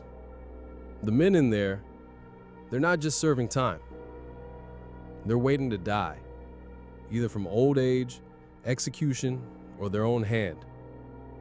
That kind of despair, it leaves an impression on the place." "What are you trying to say?" "I'm saying that sometimes the line between the living and the dead gets a little blurry in there. Torres has been in that cell for 15 years. Every night, he goes to sleep wondering if he'll wake up. Every morning, he opens his eyes disappointed that he did. A man can't live like that without something inside him dying." I thought Martinez was speaking metaphorically until the next week when it happened again. This time, it was cell D23. Johnson, Robert, death row. I found his door open, cell empty. Same drill as before, only this time I didn't call for backup immediately. I stood there in the doorway, studying the empty space, trying to understand what I was seeing. The cell was exactly as it should be. Personal items arranged neatly on the small shelf, a few paperback books, a photograph of a woman who might have been his mother or sister, a plastic cup filled with pencils. Everything in its place, as if Johnson had simply vanished from existence. I waited there for 10 minutes, watching and listening. The silence was profound, broken only by the distant hum of fluorescent lights and the occasional cough or snore from other cells. Then as I stood there, I heard footsteps. They were coming from inside the cell.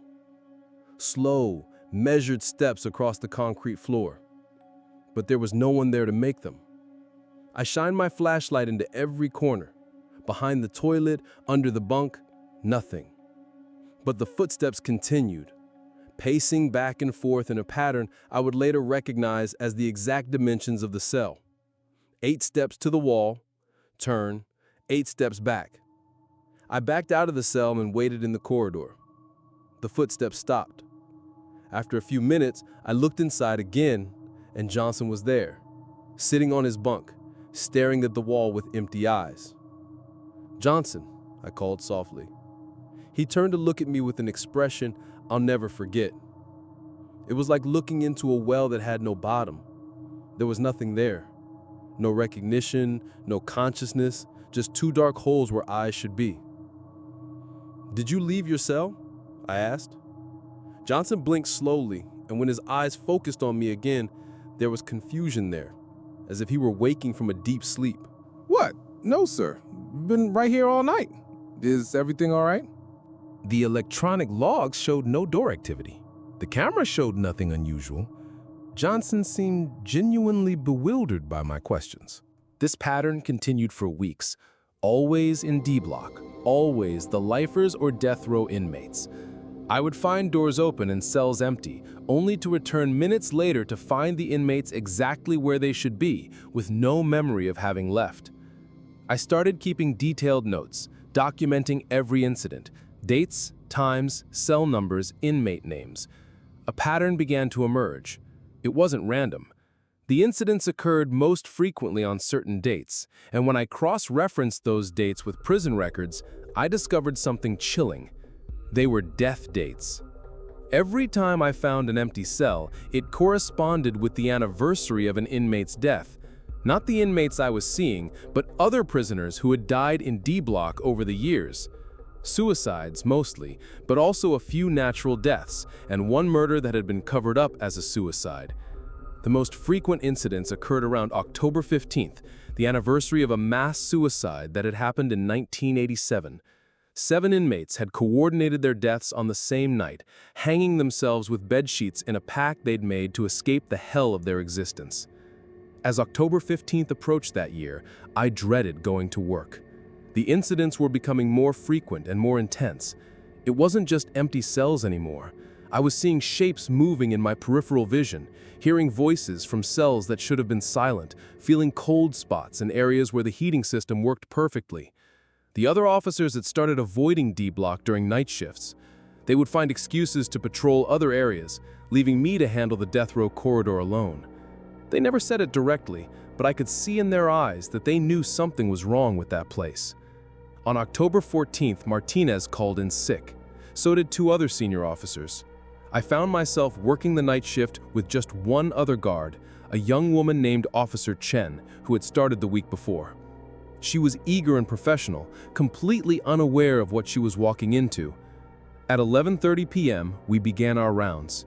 A and B blocks were routine. The inmates were settling down for the night, the usual sounds of televisions, quiet conversations, and the occasional argument drifting through the corridors. C block was nearly silent, the protective custody inmates keeping to themselves as always. Then we reached D block. The moment we stepped into the corridor, Chen stopped walking. "Do you feel that?" she asked. The temperature had dropped at least 10 degrees. Our breath was visible in small puffs of condensation, and I could feel goosebumps rising on my arms despite the heavy uniform jacket I was wearing. "Heating system's been acting up," I lied, not wanting to frighten her on her first week. We began checking cells, working our way down the corridor methodically. Everything seemed normal until we reached the section where the 1987 suicides had occurred. Cells D15 through D21, 7 cells in a row that had housed 7 men who decided death was preferable to life. D15, door open, cell empty. D16, door open, cell empty. D17, door open, cell empty. Chen's hand was shaking as she held her flashlight. "This isn't normal," she whispered.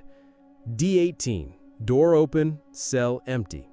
D19, door open, cell empty. D20, door open, cell empty. D21, door open, cell empty. 7 cells, 7 open doors, 7 empty spaces where 7 men should have been sleeping. But according to our roster, These cells were all occupied.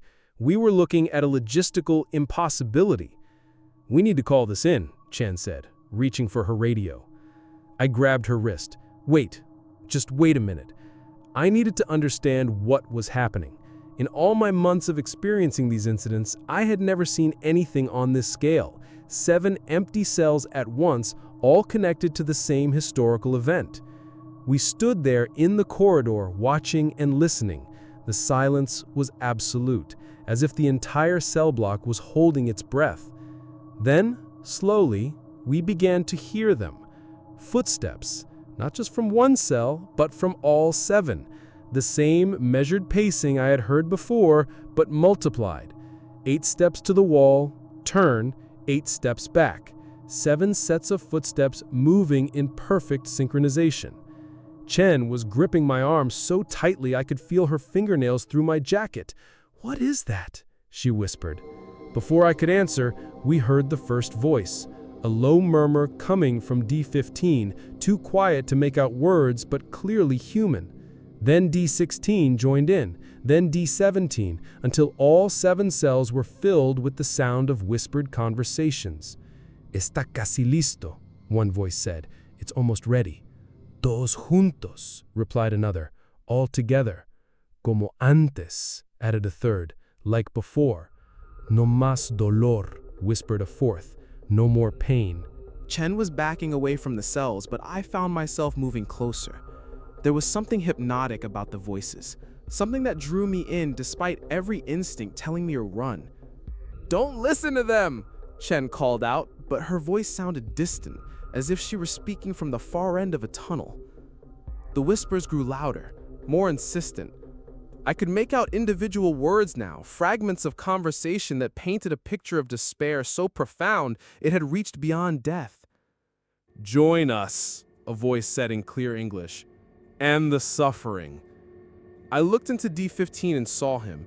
Not the current inmate who was supposed to be there, but a man I recognized from old prison photographs.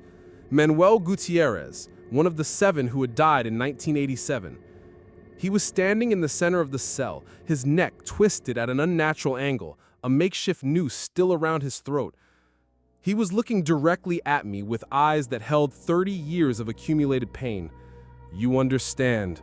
You see what this place does to us. Help us." Behind him, the other 6 began to materialize. Different men, different faces, but all bearing the marks of their self-inflicted deaths. They were reaching out to me, their mouths moving in unison, repeating the same phrase over and over. "Join us! Join us! Join us!" I felt myself taking a step forward, then another. The cold was intense now, so severe that ice was forming on the walls. My breath came in ragged gasps, and I could feel my consciousness slipping away, replaced by something else, a profound sadness, a bone-deep exhaustion, a desire to simply stop fighting and accept the inevitable. Chen's hand on my shoulder broke the spell. She yanked me backward with surprising strength, pulling me away from the cells and their ghostly occupants. "We're leaving," she said firmly. "Now!" We ran.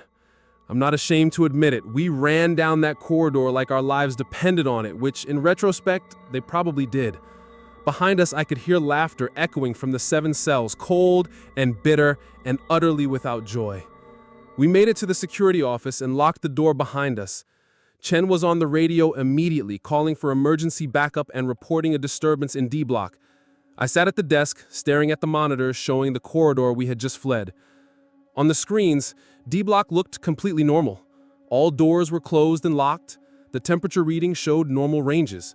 If not for the fact that both Chen and I had witnessed the same thing, I might have convinced myself it was a hallucination. The backup team arrived within minutes and conducted a thorough search of D block. They found all inmates accounted for, sleeping peacefully in their cells.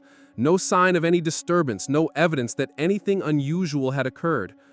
But I knew better.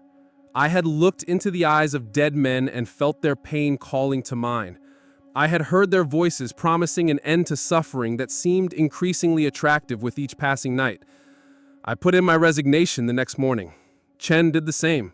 We never spoke about what we had experienced, but I could see in her eyes that it had affected her just as deeply as it had affected me. 6 months later, I heard from Martinez that Chen had been found dead in her apartment. The official cause was suicide by hanging. She had used bed sheets, just like the 7 inmates from 1987. I moved across the country after that, got a job in private security, and tried to put Riverside Correctional Facility behind me. But even now, 5 years later, I still wake up sometimes in the middle of the night, hearing whispers in Spanish and English, feeling the cold touch of dead fingers on my shoulder. They're still there in D Block, pacing their cells and talking to each other about escape. Not escape from prison, but escape from existence itself. And sometimes, late at night when the world is quiet and my defenses are down, I can still hear them calling to me. Join us, they whisper. End the suffering. And the most terrifying part is that sometimes, in my darkest moments, their offer sounds almost appealing.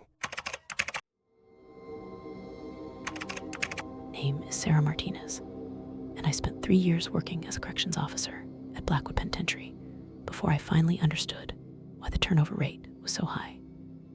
It wasn't just the stress of dealing with dangerous inmates or the long hours that drove people away. It was something else entirely, something that management would never acknowledge in their official reports. Blackwood was built in 1963 on the site of an old psychiatric hospital that had burned down under mysterious circumstances.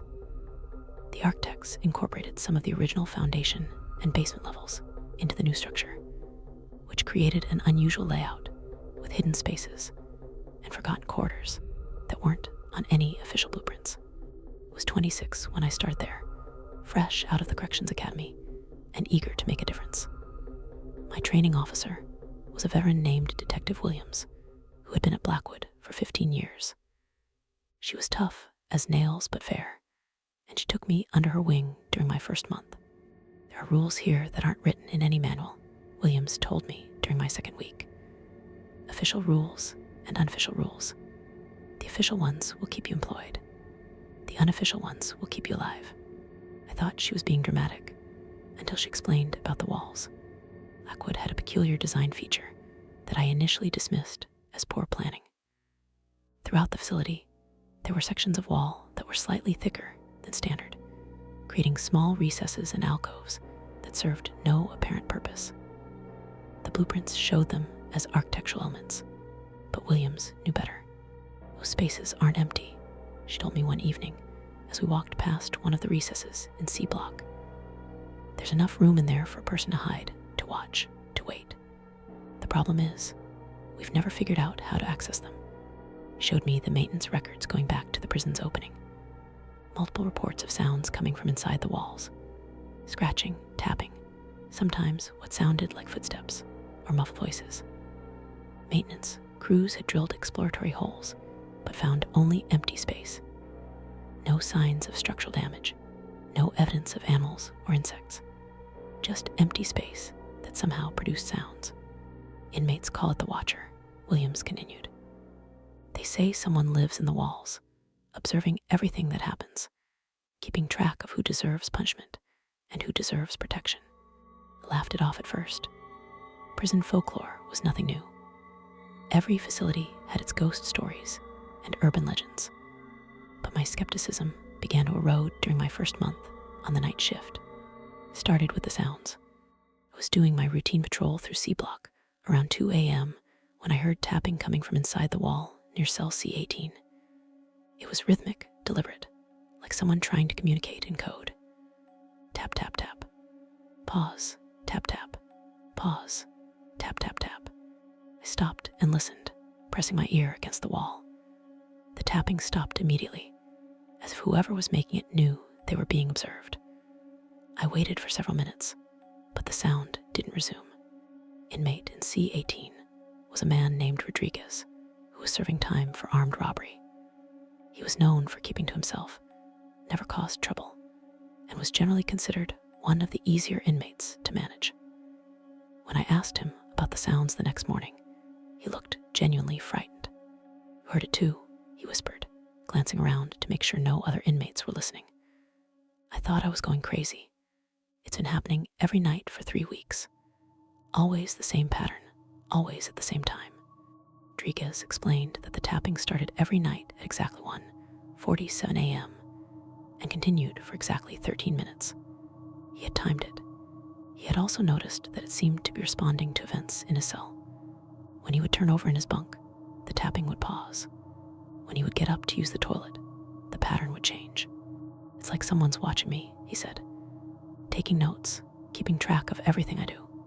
I documented the incident in my report, but the day shift supervisor dismissed it as prisoner imagination and officer inexperience.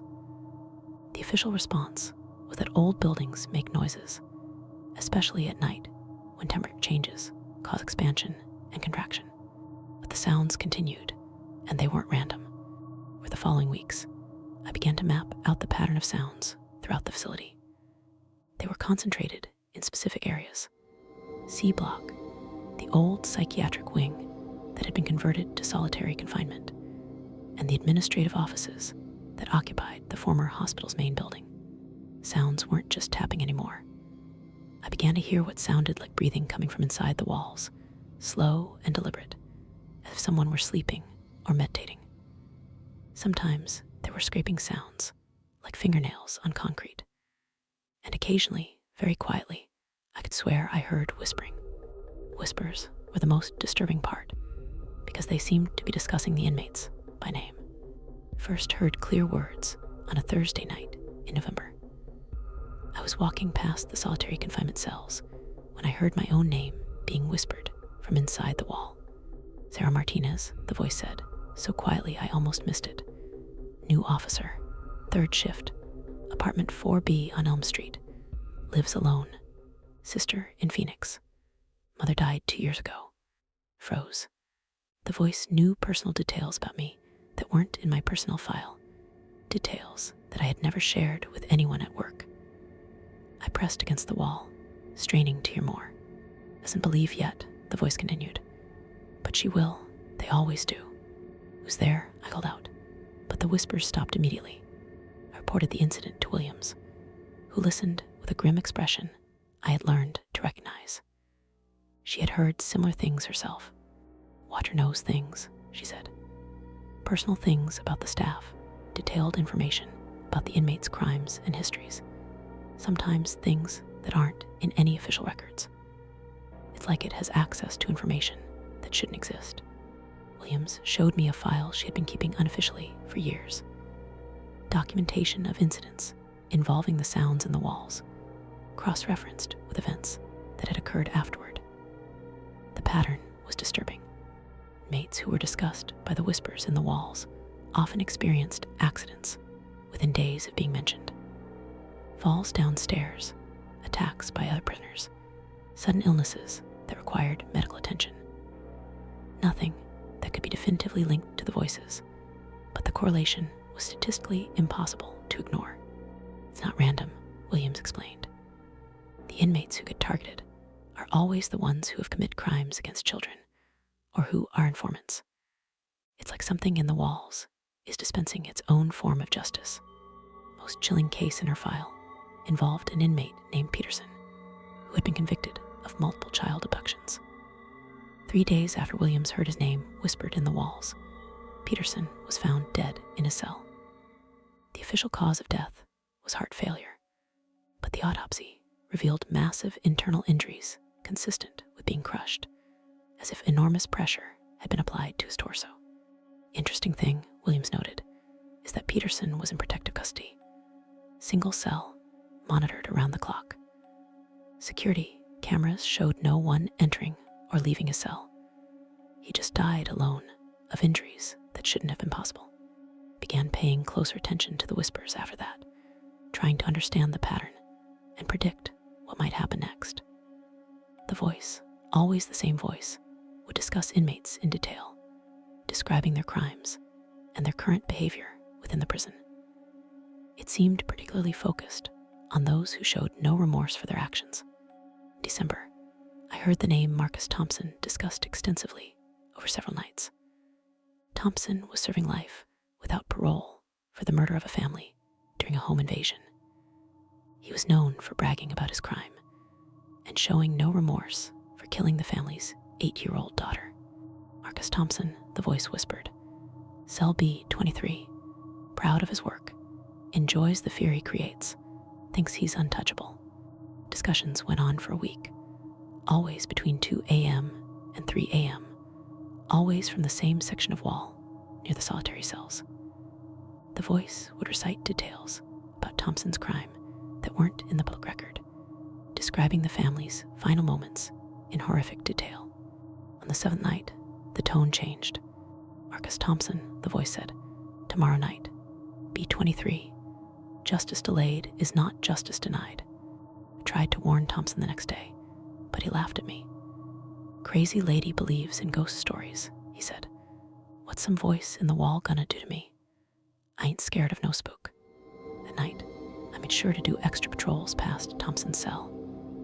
Everything seemed normal until about 2:30 a.m. when I heard screaming coming from B23. I rushed to the cell and found Thompson pressed against the bars, his face white with terror. He was staring at the wall opposite his bunk, babbling incoherently about hands coming out of the concrete. They're inside the wall, he kept repeating.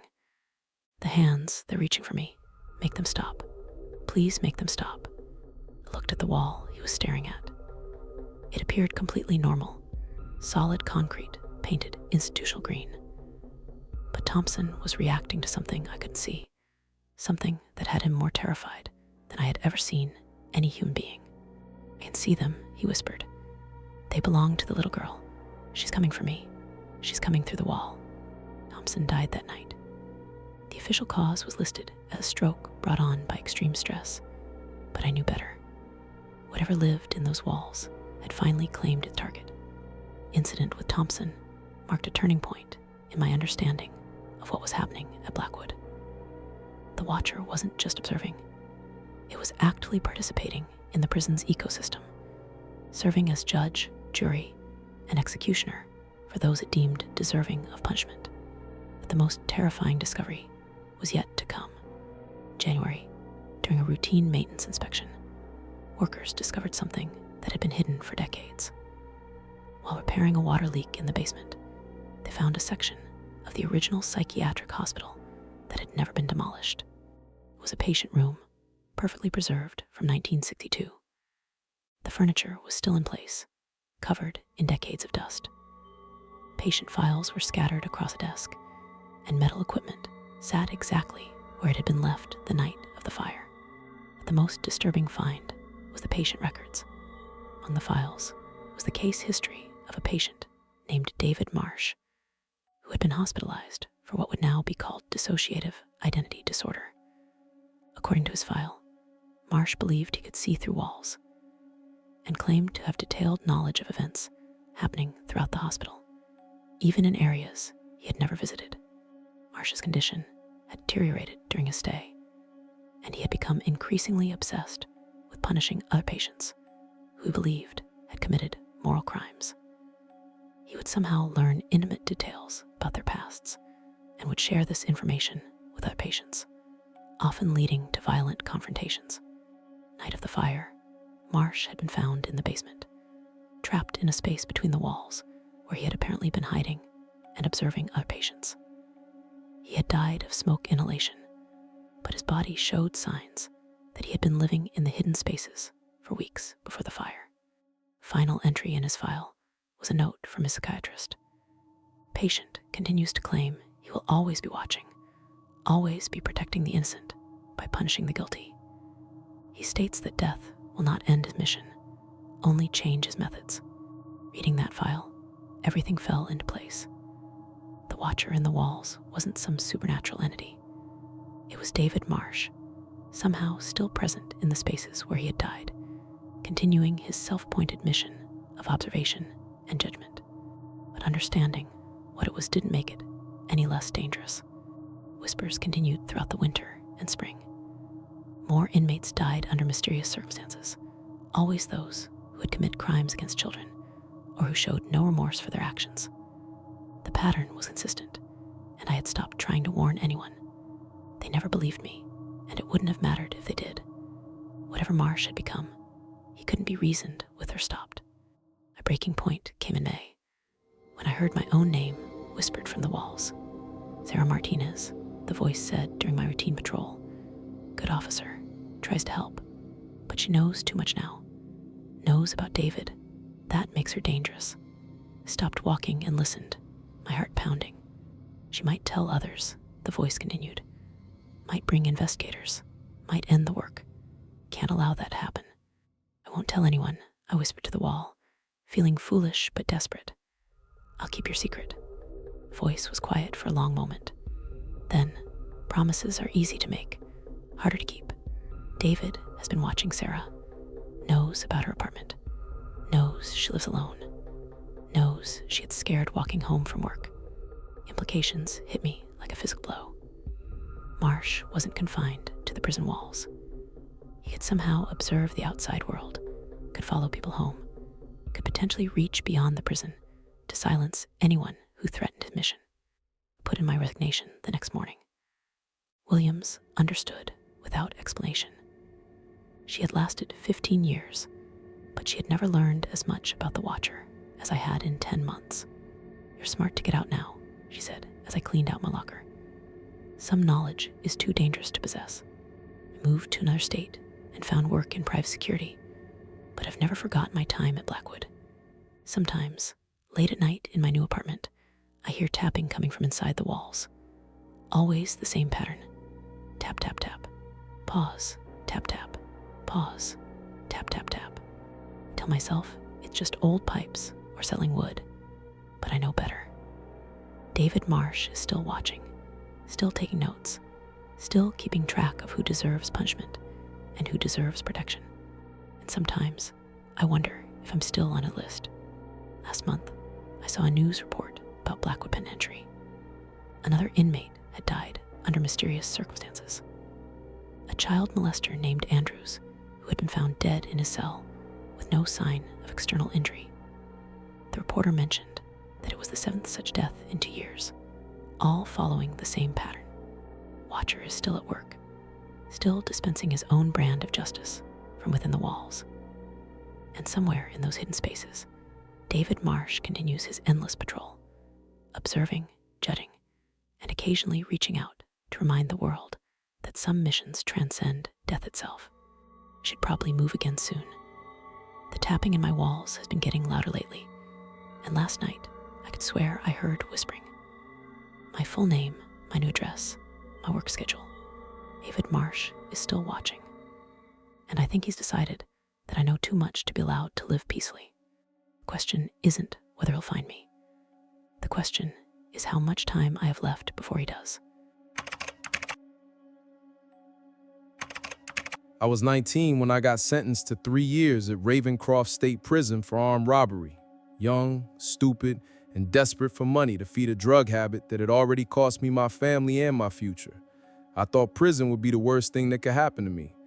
I was wrong.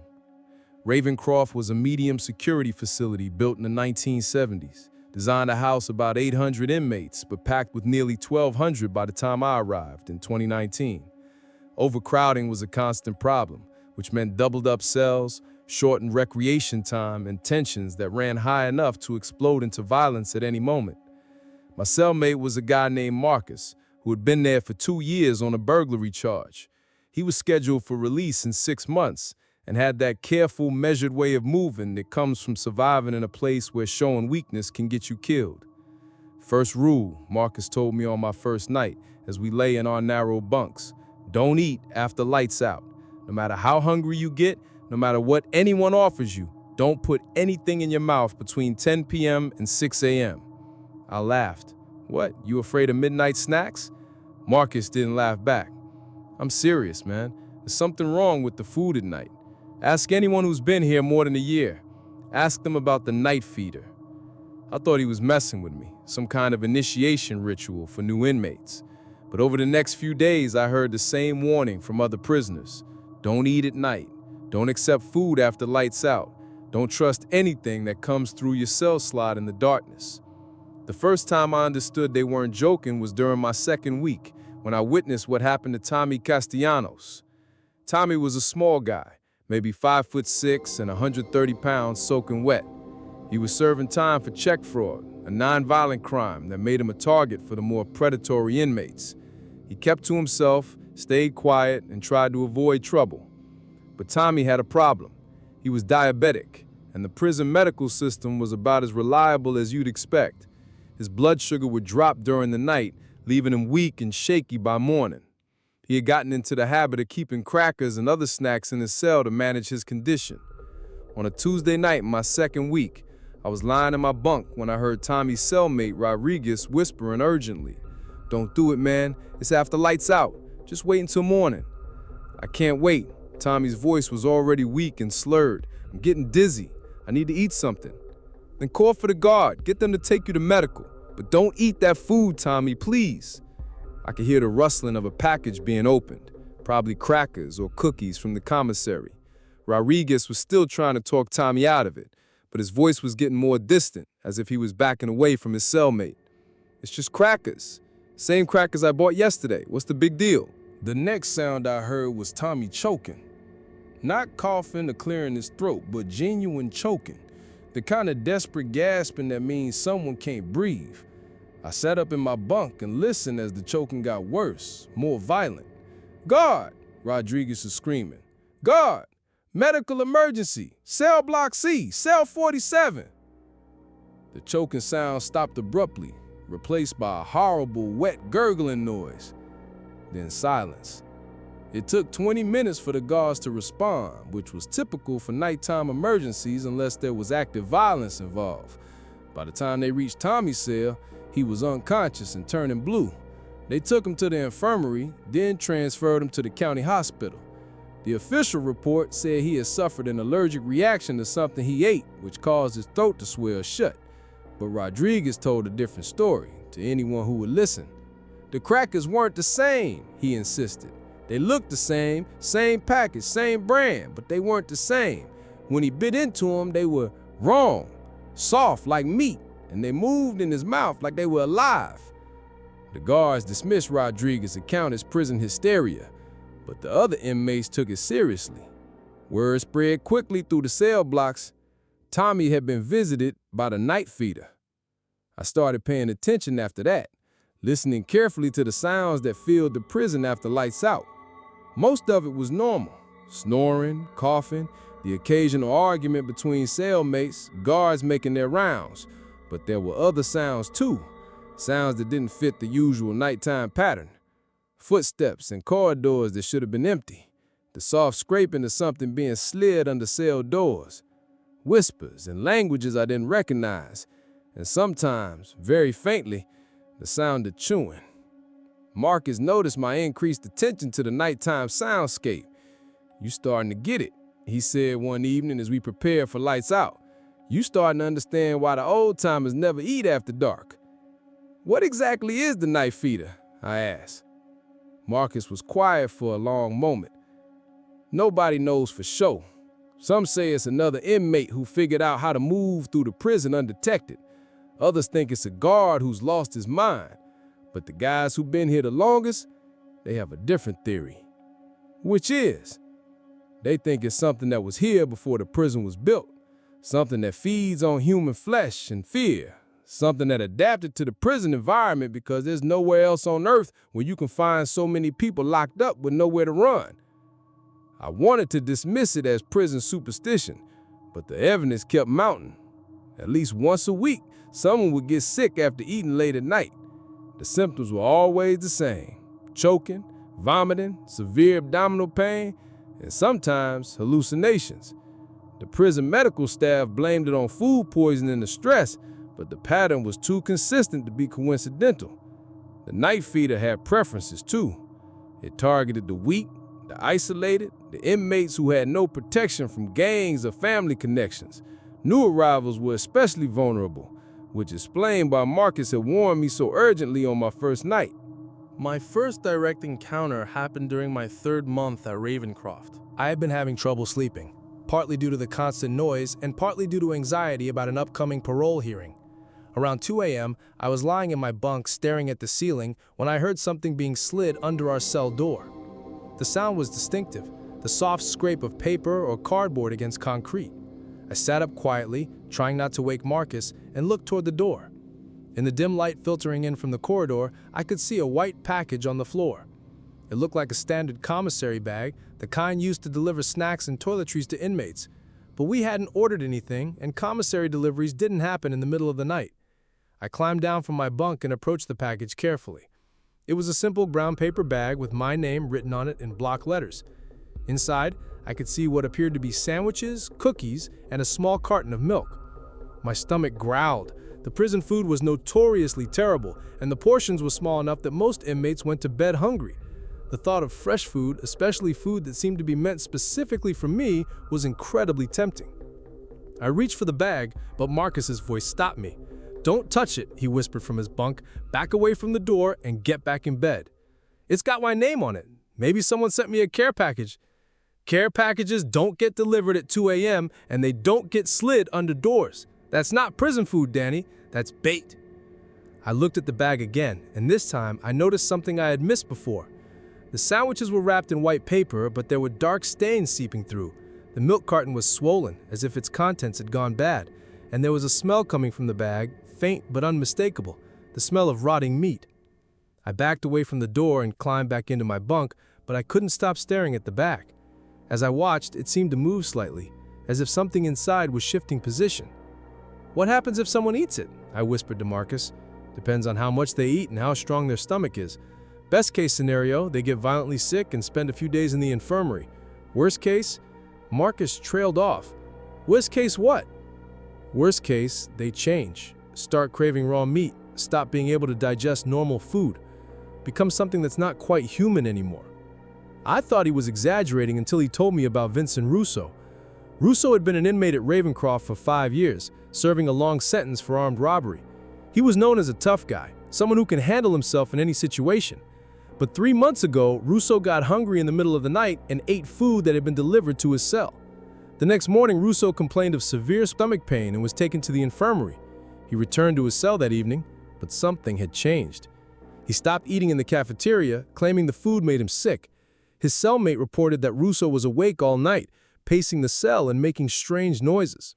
Within a week, Russo had lost 20 pounds and developed a gray pallor that made him look like he was dying. His teeth became loose and started falling out, only to be replaced by sharper ones that seemed better suited for tearing meat. The guards moved him to isolation when other inmates started complaining about the smell, Marcus continued. That was 2 months ago. He's still there, but he's not the same person anymore. The guards who deliver his food won't talk about what they've seen, but word gets around. They say he doesn't eat the prison food anymore. They have to bring him raw meat, and even then he only eats it if it's still bleeding. Looking at the bag on our floor, I could believe every word of Marcus's story. There was something fundamentally wrong with the food, something that went beyond simple contamination or spoilage. It felt predatory, as if it were waiting for me to make the mistake of taking a bite. The bag stayed on our floor for 3 days before it finally disappeared, presumably retrieved by whatever had delivered it. During those 3 days, the smell grew stronger and more nauseating, and I could swear I sometimes saw movement inside the paper. Other inmates in our block reported similar deliveries during that week. Most were smart enough to leave the bags alone, but a few weren't so careful. Jerome Watson ate cookies from a bag delivered to his cell and spent the next 4 days vomiting blood. Maria Santos, one of the few female inmates housed in our section due to overcrowding, bit into a sandwich and immediately started screaming that there were worms crawling in her mouth. Tony Briggs ate what appeared to be a hamburger and woke up the next morning speaking in a language that nobody could identify. The pattern was always the same. Food appeared during the night, specifically targeted at inmates who were vulnerable or isolated. Those who ate it suffered consequences that ranged from illness to permanent psychological damage. But the most terrifying incident happened during my 5th month at Ravencroft, when the night feeder made a mistake. Eddie Chen was a lifer, serving time for murder, and he had been at Ravencroft for over a decade. He was smart, careful, and completely aware of the dangers that lurked in the prison after dark. He would never have voluntarily eaten food delivered by the night feeder. But Eddie was also a diabetic, and on the night in question, his blood sugar had dropped to dangerous levels. His cellmate had called for medical attention, but the guards were dealing with a fight in another block and couldn't respond immediately. When a bag of food appeared under Eddie's door, his cellmate made the desperate decision to feed him cookies from the bag, hoping to raise his blood sugar enough to keep him conscious until medical help arrived. The cookies looked normal, even tasted normal, according to his cellmate. But within minutes of eating them, Eddie began convulsing violently.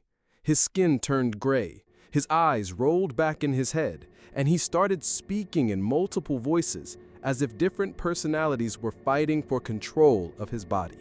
The medical team arrived to find Eddie in full seizure, foam pouring from his mouth, and his body contorting in ways that shouldn't have been anatomically possible.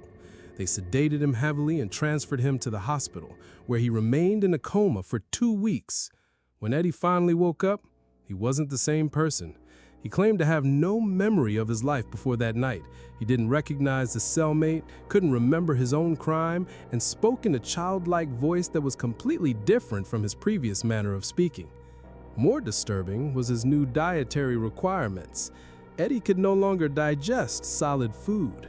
He had to be fed through a tube, and even then, only with specially prepared liquids that the prison medical staff refused to describe in detail. The official explanation was that Eddie had suffered brain damage due to a severe diabetic episode, but those of us who had witnessed his transformation knew better. The night feeder had tried to claim Eddie as it had claimed Vincent Russo, but something had gone wrong. Instead of transforming him into another predator, it had broken something fundamental in his mind. After the incident with Eddie, I became obsessed with understanding what the night feeder really was. I started talking to the long-term inmates, the ones who had been at Ravencroft long enough to remember when the problems first started. The oldest inmate I could find was a man named Samuel Washington, who had been there for 18 years on a life sentence. Samuel was in his 70s and commanded respect throughout the prison due to his age and his reputation for wisdom. The night feeder wasn't always here, Samuel told me during a conversation in the prison library. When I first arrived, the nights were quiet. Normal prison quiet, you understand? Still dangerous, but in predictable ways. When did it start? I asked. About 12 years ago. There was construction work being done on the East Wing, expanding the facilities to accommodate more inmates. They were digging deep, putting in new foundations and updating the plumbing systems. Samuel paused, looking around to make sure no guards were listening.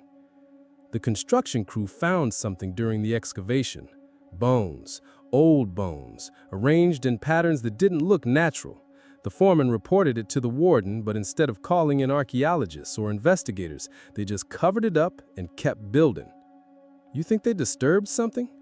I think they woke up something that'd been sleeping under this land for a very long time, something that feeds on human flesh and has learned to adapt to its environment. Samuel's theory was that the night feeder was an ancient entity that had been dormant beneath the prison site until the construction disturbed its resting place.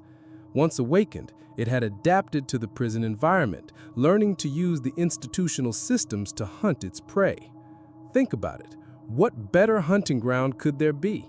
Hundreds of people locked in small spaces, unable to run, unable to call for help, many of them already isolated from family and friends. The night feeder doesn't have to hunt in the traditional sense. It just has to wait for hunger and desperation to drive its prey to make mistakes. The more I learned about the night feeder, the more I realized how perfectly it had adapted to prison life. It used the existing food delivery systems to distribute its bait. It targeted inmates who were already marginalized within the prison hierarchy, knowing that their disappearances or transformations would be dismissed as drug-related incidents or mental breakdowns. Most cleverly, it had learned to work within the prison's bureaucratic structure. The official reports always provided plausible explanations for the incidents. Food poisoning, allergic reactions, diabetic episodes, drug overdoses. The paperwork was neat and tidy, the explanations reasonable enough to satisfy outside inspectors. But the night feeder's greatest advantage was the silence of its victims. Inmates who had eaten its food and survived were too traumatized or too changed to provide coherent testimony about what had happened to them. Those who had witnessed the feedings were reluctant to speak up, knowing that reports of supernatural activity would be dismissed as mental illness. I managed to avoid the night feeder for the remainder of my sentence, following Marcus's advice and the warnings of other inmates. I never ate after lights out, no matter how hungry I was. I never accepted food from unknown sources. And I learned to recognize the signs that preceded a feeding: the unusual quiet that would fall over the cell block, the subtle changes in temperature, the feeling of being watched by something that wasn't quite human. But avoiding the night feeder didn't mean I was safe from its influence. Living in constant fear of nighttime feedings took a psychological toll that I hadn't expected. I developed insomnia, paranoia, and aversion to eating that persisted long after my release from prison. I was released from Ravencroft in 2022 after serving my full 3-year sentence. I had managed to avoid drugs, stay out of fights, and complete my educational requirements. By all objective measures, my incarceration had been a success story. But I carried the night feeder with me when I left. For months after my release, I couldn't eat after dark. The thought of putting food in my mouth after sunset would trigger panic attacks and vivid flashbacks to the sounds I had heard in the prison. I lost weight, developed nutritional deficiencies, and struggled to maintain employment due to my erratic eating patterns. Even now, 2 years later, I still have trouble with nighttime meals. I've learned to manage the anxiety through therapy and medication, but I'll never completely forget the lessons I learned at Ravencroft about the dangers that lurk in the darkness. Sometimes late at night, when I'm lying in my bed in my own apartment, I hear sounds that remind me of the prison. Footsteps in the hallway outside my door, the soft scrape of something being slid under the door, the distant sound of chewing. I tell myself it's just my imagination, trauma-induced hallucinations that will fade with time and treatment. But part of me wonders if the night feeder's influence extends beyond the prison walls, if some connections, once made, can never be completely severed. Last month, I received a letter from Marcus, who had been released a few weeks after me. The letter was brief and disturbing. "Danny, I hope this finds you well. I wanted to warn you about something. I've been out for 6 months now, but I'm still having the dreams about the night feeder. In the dreams, it tells me that it remembers everyone who refused its offerings, everyone who learned its secrets and lived to tell about them. It says that prison was just the beginning, that the real feeding starts when we think we're safe. I don't know if the dreams mean anything, but I've been finding packages outside my apartment door, packages with my name on them, filled with food that smells wrong. I haven't eaten any of it, but I'm getting weaker. I'm starting to think that refusing the night feeder's offerings might have marked us in ways we don't understand. Be careful, Danny. I don't think we're as free as we thought we were." I never received another letter from Marcus. When I tried to contact him, I learned that he had been found dead in his apartment, apparently having starved to death despite having a full refrigerator and pantry. The night feeder had claimed him after all. And now, as I write this account, I can't shake the feeling that it's coming for me too. The packages outside my door are getting more frequent, the food inside more tempting. My resolve is weakening, and I'm starting to understand that some prisons have no walls. Some sentences have no end date. The night feeder taught me many things during my time at Ravencroft, but the most important lesson was this: once you've been marked as prey, geography becomes irrelevant. The hunt continues wherever you go. And I'm starting to get very, very hungry. My name is Rebecca Torres, and I worked as a prison psychiatrist at Millbrook Correctional Institution for 4 years before I discovered that some minds are too dangerous to examine. What I found in the depths of that facility wasn't just mental illness or criminal pathology. It was something far worse, something that challenged everything I thought I knew about the nature of human consciousness. Millbrook was a maximum security prison built in 1989, designed to house the most dangerous offenders in the state. The facility had a specialized wing for inmates requiring psychiatric evaluation and treatment, which is where I spent most of my time. My job was to assess mental competency, provide therapy for inmates with diagnosed conditions, and determine whether certain prisoners were fit for general population or required long-term psychiatric care. The psychiatric wing was located in the basement level of the main building, a decision that always struck me as deliberately isolating.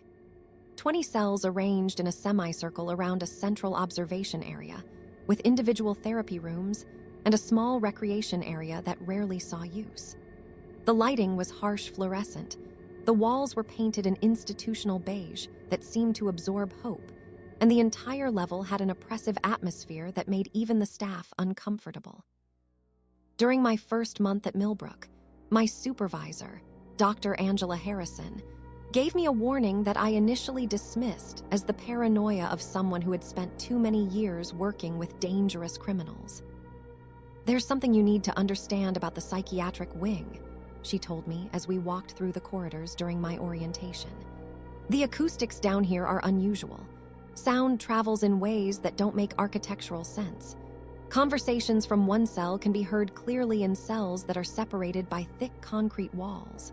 Whispers carry farther than shouts, and sometimes you'll hear voices that don't belong to any of our current patients." I assumed she was referring to some kind of construction flaw or ventilation system that carried sound in unexpected ways. Old buildings often had acoustic quirks that could create the impression of supernatural activity. "The inmates call it the echo chamber," Dr. Harrison continued. "They believe that the voices of former patients are trapped down here, that every conversation, every scream, every prayer that has ever been spoken in these cells continues to reverberate through the walls." "You don't believe that," I said, more as a statement than a question. Dr. Harrison stopped walking and looked at me with an expression I couldn't quite read. "I believe that human consciousness is more complex than we understand, and that places which have absorbed decades of extreme mental and emotional states can develop properties that science hasn't yet explained." My first patient in the psychiatric wing was a man named David Kellerman, who had been transferred from general population after attacking 3 other inmates with a homemade weapon. He claimed that voices in his cell were giving him detailed information about other prisoners' crimes and personal histories, information that he couldn't have obtained through normal channels.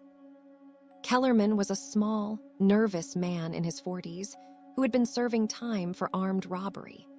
He had no history of mental illness and had been considered a model prisoner until the violent incident that landed him in my care. "Dr. Torres," he said during our first session, "you have to understand I'm not crazy. I know how this sounds, but there are voices in my cell that tell me things, secret things, things that nobody else should know." "What kind of things, David?" "The man in cell 7, Martinez, he killed his daughter's boyfriend and buried the body in his backyard. But he was only convicted of the robbery that happened afterward. The police never found the body." I made a note to check Martinez's case file, though I expected Kellerman's claim to be either a lucky guess or information he had gathered through the prison gossip network. "The woman in cell 12, Sarah Chen, she didn't just embezzle money from her company. She murdered her business partner and made it look like a suicide. The voices tell me where she hid the evidence." As Kellerman continued describing the alleged crimes of other inmates, I found myself taking detailed notes despite my skepticism. His specificity was remarkable, and he seemed genuinely distressed by the information he claimed to be receiving. "How long have you been hearing these voices?" I asked. "Since my second night in the psychiatric wing. At first, I thought it was other inmates talking, but the information they were sharing was too detailed, too specific. And some of the voices, they don't sound like any of the people down here. They sound older, different, like they're coming from somewhere else. After my session with Kellerman, I did check Martinez's case file. The details matched exactly what Kellerman had described. Martinez had been suspected in the disappearance of his daughter's boyfriend, but had never been charged due to lack of evidence. He had been convicted of armed robbery committed 3 days after the boyfriend's disappearance. I also looked into Sarah Chen's case. She had indeed been convicted of embezzlement, but the case file contained notes indicating that investigators had suspected her involvement in her business partner's apparent suicide. The evidence wasn't strong enough for charges, but the suspicion was documented. The accuracy of Kellerman's information was disturbing, but I convinced myself that he must have found some way to access confidential files or had received information from corrupt staff members. The alternative explanation was too far outside the realm of scientific possibility. My second patient was Maria Santos, a woman in her 30s who had been transferred to the psychiatric wing after claiming that dead inmates were visiting her cell at night. She had no history of mental illness and had been considered stable until the transfer. "They come to me around 3 a.m, Maria explained during our first session.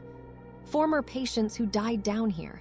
They sit on my bunk and tell me about their lives, their crimes, their regrets. They want me to pass messages to their families." "What do these visitors look like, Maria?"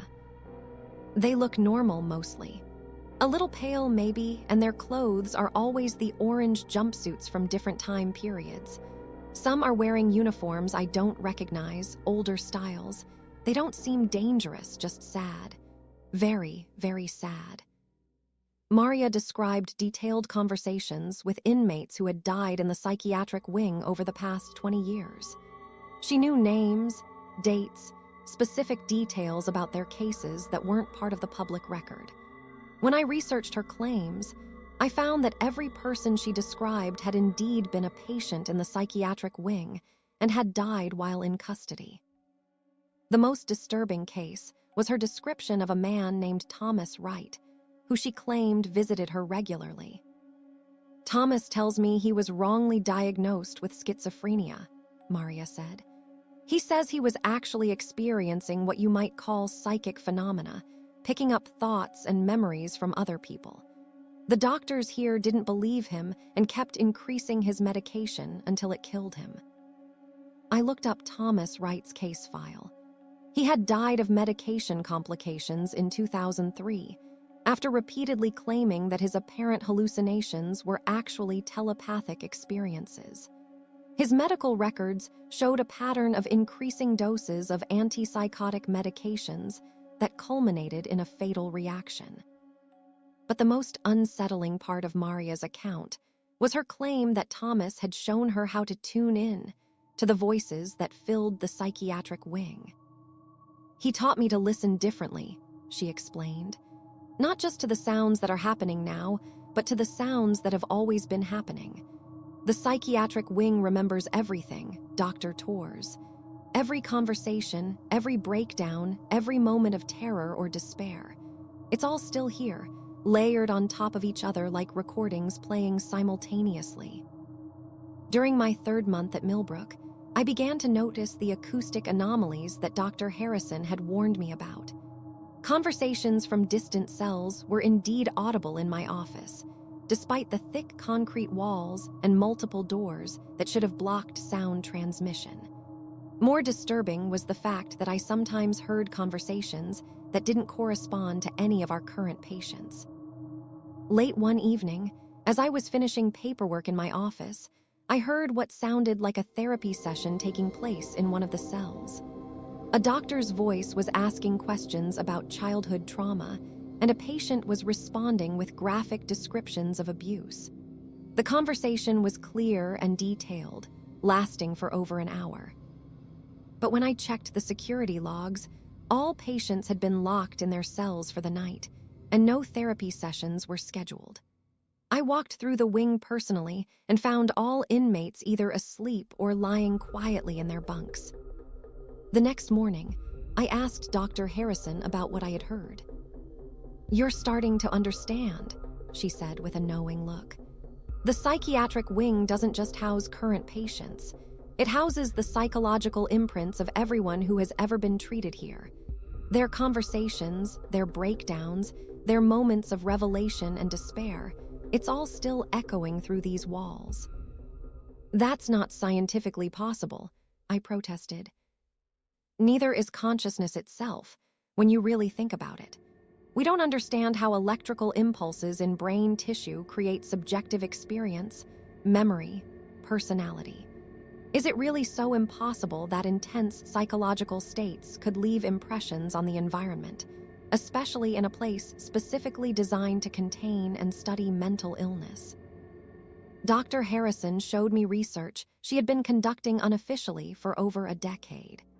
Detailed documentation of acoustic anomalies, patient testimonies about hearing voices from the past, and correlations between reported conversations and historical records of former inmates.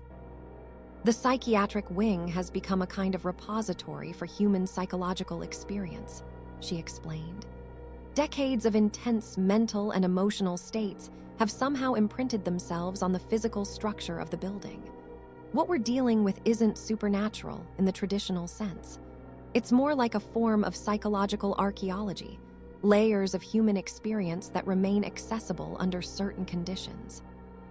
The breakthrough in my understanding came during my 4th month, when I began working with a patient named Robert Chen, who had been diagnosed with severe dissociative identity disorder. Robert claimed to have access to the memories and personalities of every person who had ever been housed in the psychiatric wing. During our sessions, he would switch between different identities, speaking in voices that matched the speech patterns and personal histories of former patients I had been researching. "I can see them all," Robert told me during one session, speaking in what appeared to be his core personality. "Every person who ever sat in this chair, every conversation that ever took place in this room. The psychiatric wing doesn't just contain our minds while we're here. It absorbs them, files them away like books in a library." To demonstrate his claim, Robert began channeling the personality of Thomas Wright, the man who Maria Santos had described visiting her cell.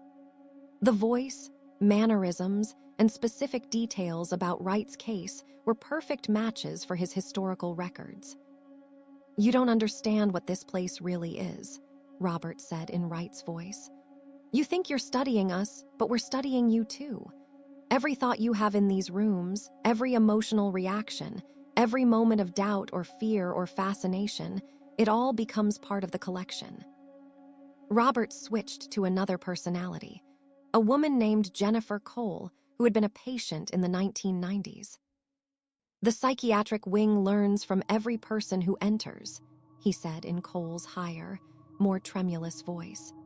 "It's like a massive brain that grows more complex with each new mind it encounters. And now it's learning from you, Dr. Torres. Your thoughts about consciousness and identity, your theories about mental illness, your personal fears and desires."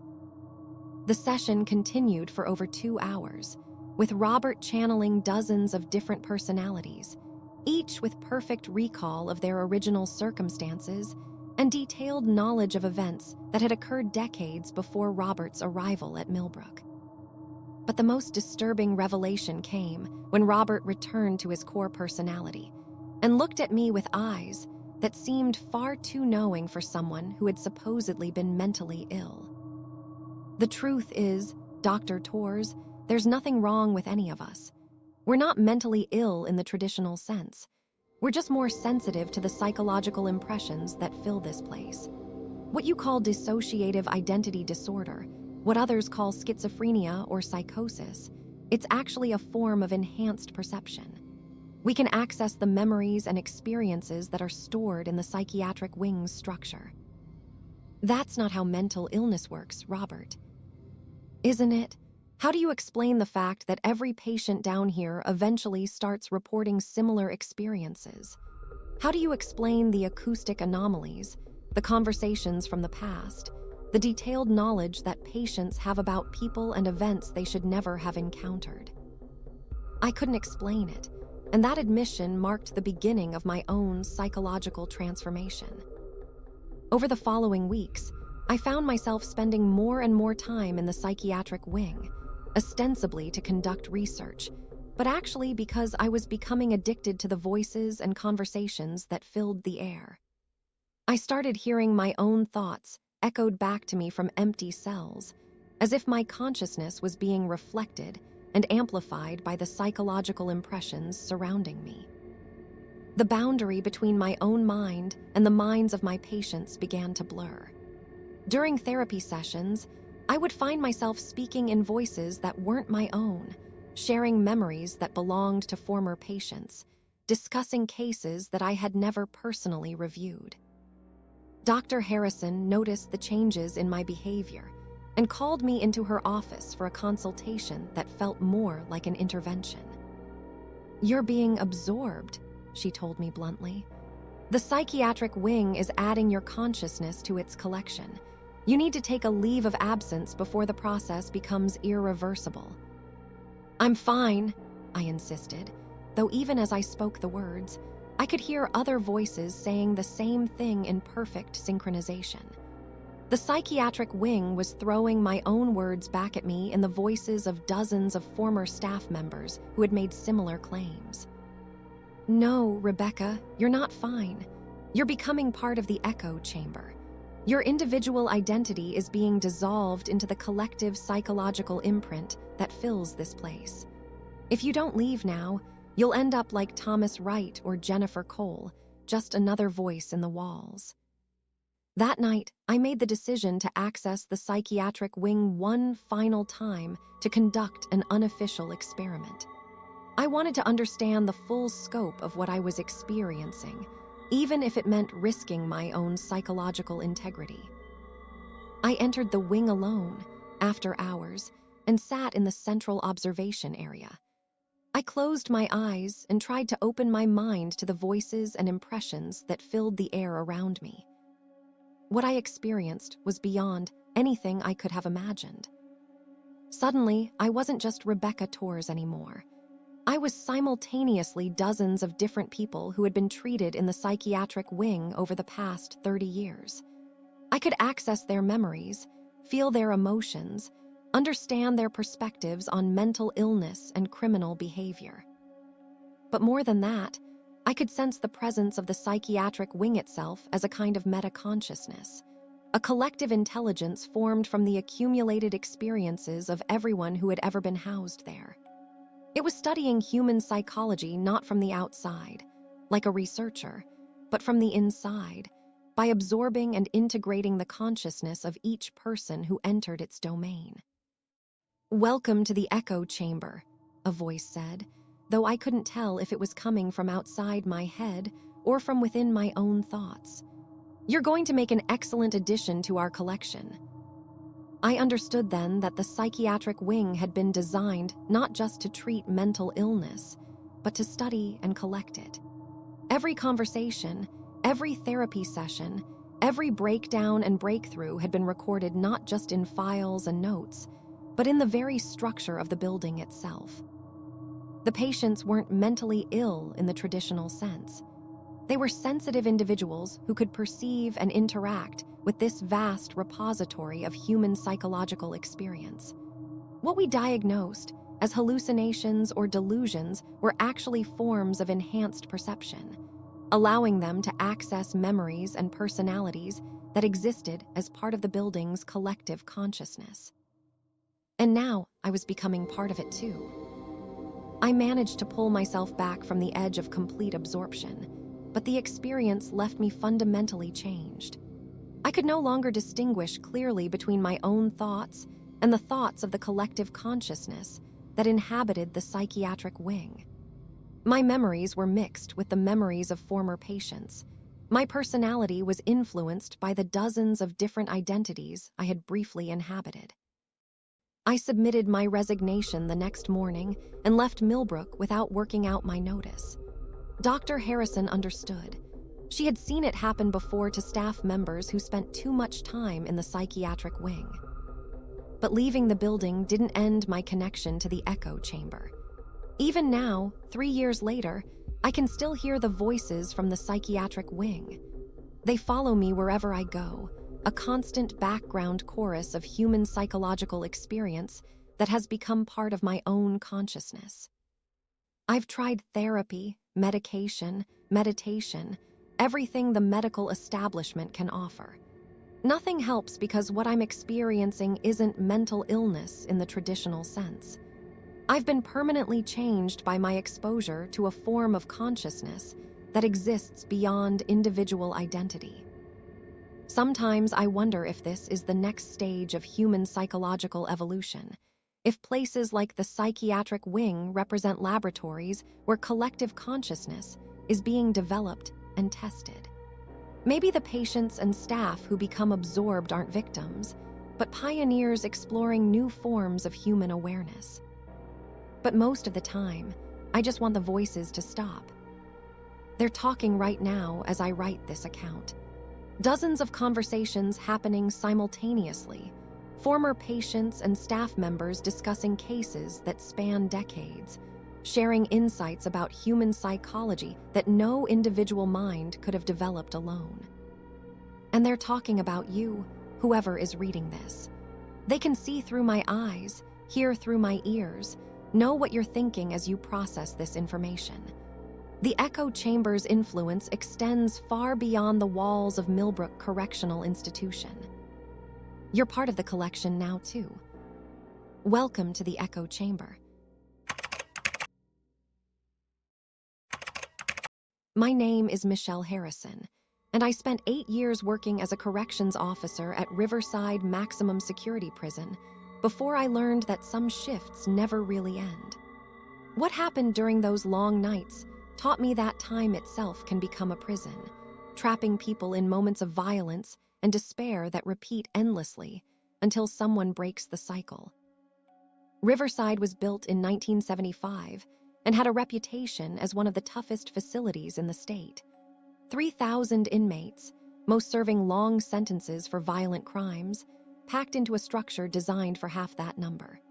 The tension was constant, violence was routine, and staff turnover was astronomical. Most new officers didn't last 6 months before transferring to easier assignments or leaving corrections work entirely. I started there in 2015, fresh out of the police academy and naive enough to think I could make a difference. My training officer was a veteran named Lieutenant James Rodriguez, who had worked at Riverside for over 20 years. Rodriguez was legendary among the staff, known for his ability to handle any situation and his encyclopedic knowledge of the facility's history. During my first week, Rodriguez walked me through the prison's layout and explained the unofficial rules that weren't covered in any manual. But it was his warning about the night shift that stuck with me most clearly. "There's something you need to understand about working nights here," Rodriguez told me as we stood in the main corridor of D Block. "Time moves differently after midnight. Minutes can feel like hours. Hours can pass in what feels like seconds. And sometimes you'll experience shifts that don't exist on any official schedule." I asked him what he meant, but Rodriguez just shook his head. "You'll find out soon enough. Just remember, if you ever find yourself working a shift that doesn't feel right, if the clock seems wrong or the routine seems off, don't try to fight it. Go with the flow, do your job, and wait for it to end. Fighting it only makes it worse." My first month at Riverside passed without incident. I worked day shifts, learning the routines and getting to know the inmates and staff. The prison was exactly as dangerous and stressful as I had expected, but nothing occurred that couldn't be explained by normal prison dynamics. But everything changed when I was assigned to the night shift. My first night shift was scheduled to begin at 11 p.m. on a Tuesday in October. I arrived at the prison at 10:45, checked in with security, and made my way to the main guard station for the shift briefing. Lieutenant Rodriguez was there to brief the night crew, along with 5 other officers I recognized from previous shifts. The briefing was routine: current security concerns, recent incidents, special instructions for high-risk inmates. Nothing unusual. But as Rodriguez dismissed us to begin our rounds, he pulled me aside. "Tonight might be different for you," he said quietly. "If it is, just remember what I told you. Don't fight it." I started my rounds at 11:30 p.m., walking through each block to conduct security checks and count inmates. D block, C block, B block, a block, then back to the guard station to log my observations. The routine was identical to the day shift rounds I had been doing, just with different lighting and quieter corridors. I completed my first round without incident and returned to the guard station at 12:15 a.m. The other officers were there, comparing notes and discussing minor issues they had observed. Everything seemed normal. But when I looked at the clock on the wall, it read 11:45 p.m. I checked my watch, which showed 12:15 a.m. I looked back at the wall clock, which still read 11:45 p.m. I asked Officer Martinez, who was sitting at the desk next to the clock, what time it was. "1:45, he said without looking up from his paperwork. I was confused but didn't want to make an issue of it on my first night shift. Clocks malfunction, watches run fast, and it was easy enough to chalk up the discrepancy to equipment problems. But as the shift continued, the time discrepancies became more pronounced and more disturbing. At what my watch indicated was 1:30 a.m., I began my second round. The prison felt different somehow, though I couldn't pinpoint exactly what had changed. The lighting seemed dimmer, the air felt colder, and there was an oppressive quality to the silence that hadn't been there during my first round. As I walked through D block, I noticed that several inmates who had been sleeping during my previous round were now awake and standing at their cell bars, staring at me with expressions I couldn't read. They didn't speak or call out, just watched me pass with an intensity that made me uncomfortable. In C block, I found an inmate named Johnson standing in the middle of the corridor outside his cell. His cell door was closed and locked, but somehow he was outside it, wearing a prison uniform that looked older and more worn than the current issue. "Excuse me," I called out. "You need to return to your cell immediately." Johnson turned to look at me, and I saw that his face was wrong somehow. His features were familiar, but there was something off about his expression, as if he were seeing something other than what was actually in front of him. "Can't go back," Johnson said in a voice that sounded distant and hollow. "Round S not finished yet. Got to finish the round." "What round? You're an inmate, you don't make rounds." Johnson looked confused for a moment, then seemed to flicker like a television with bad reception. When the flickering stopped, he was gone and his cell door was open. I looked inside and found Johnson lying on his bunk, apparently asleep. I checked the electronic lock log on my portable device. According to the system, Johnson's door had never been unlocked. There was no record of it opening during the night, no security alerts, no indication that anything unusual had occurred. I completed the rest of my round in a state of growing unease, but found no other anomalies. When I returned to the guard station, I checked the wall clock, which read 11:50 p.m. My watch showed 2:45 a.m. "How long was I gone?" I asked Officer Martinez. "About 10 minutes, he replied. "You just left for your second round." I completed my second round. I was gone for over an hour. Martinez looked at me with concern. "Michelle, you walked out that door 10 minutes ago. Are you feeling okay?" I looked around the guard station and realized that none of the other officers showed any sign of having been there for hours. Their coffee was still hot. Their paperwork was at the same stage of completion it had been when I left, and everyone looked as fresh and alert as they had at the beginning of the shift. but I knew I had been walking through the prison for over an hour. I remembered every detail of my rounds, every inmate I had counted, every door I had checked. The experience had been completely real and vivid. "Maybe you should sit down for a few minutes," Martinez suggested. "First night shifts can be disorienting. Your body clock needs time to adjust." I sat down and tried to make sense of what was happening. The most logical explanation was that I was experiencing some kind of temporal disorientation, brought on by the stress of working nights for the first time.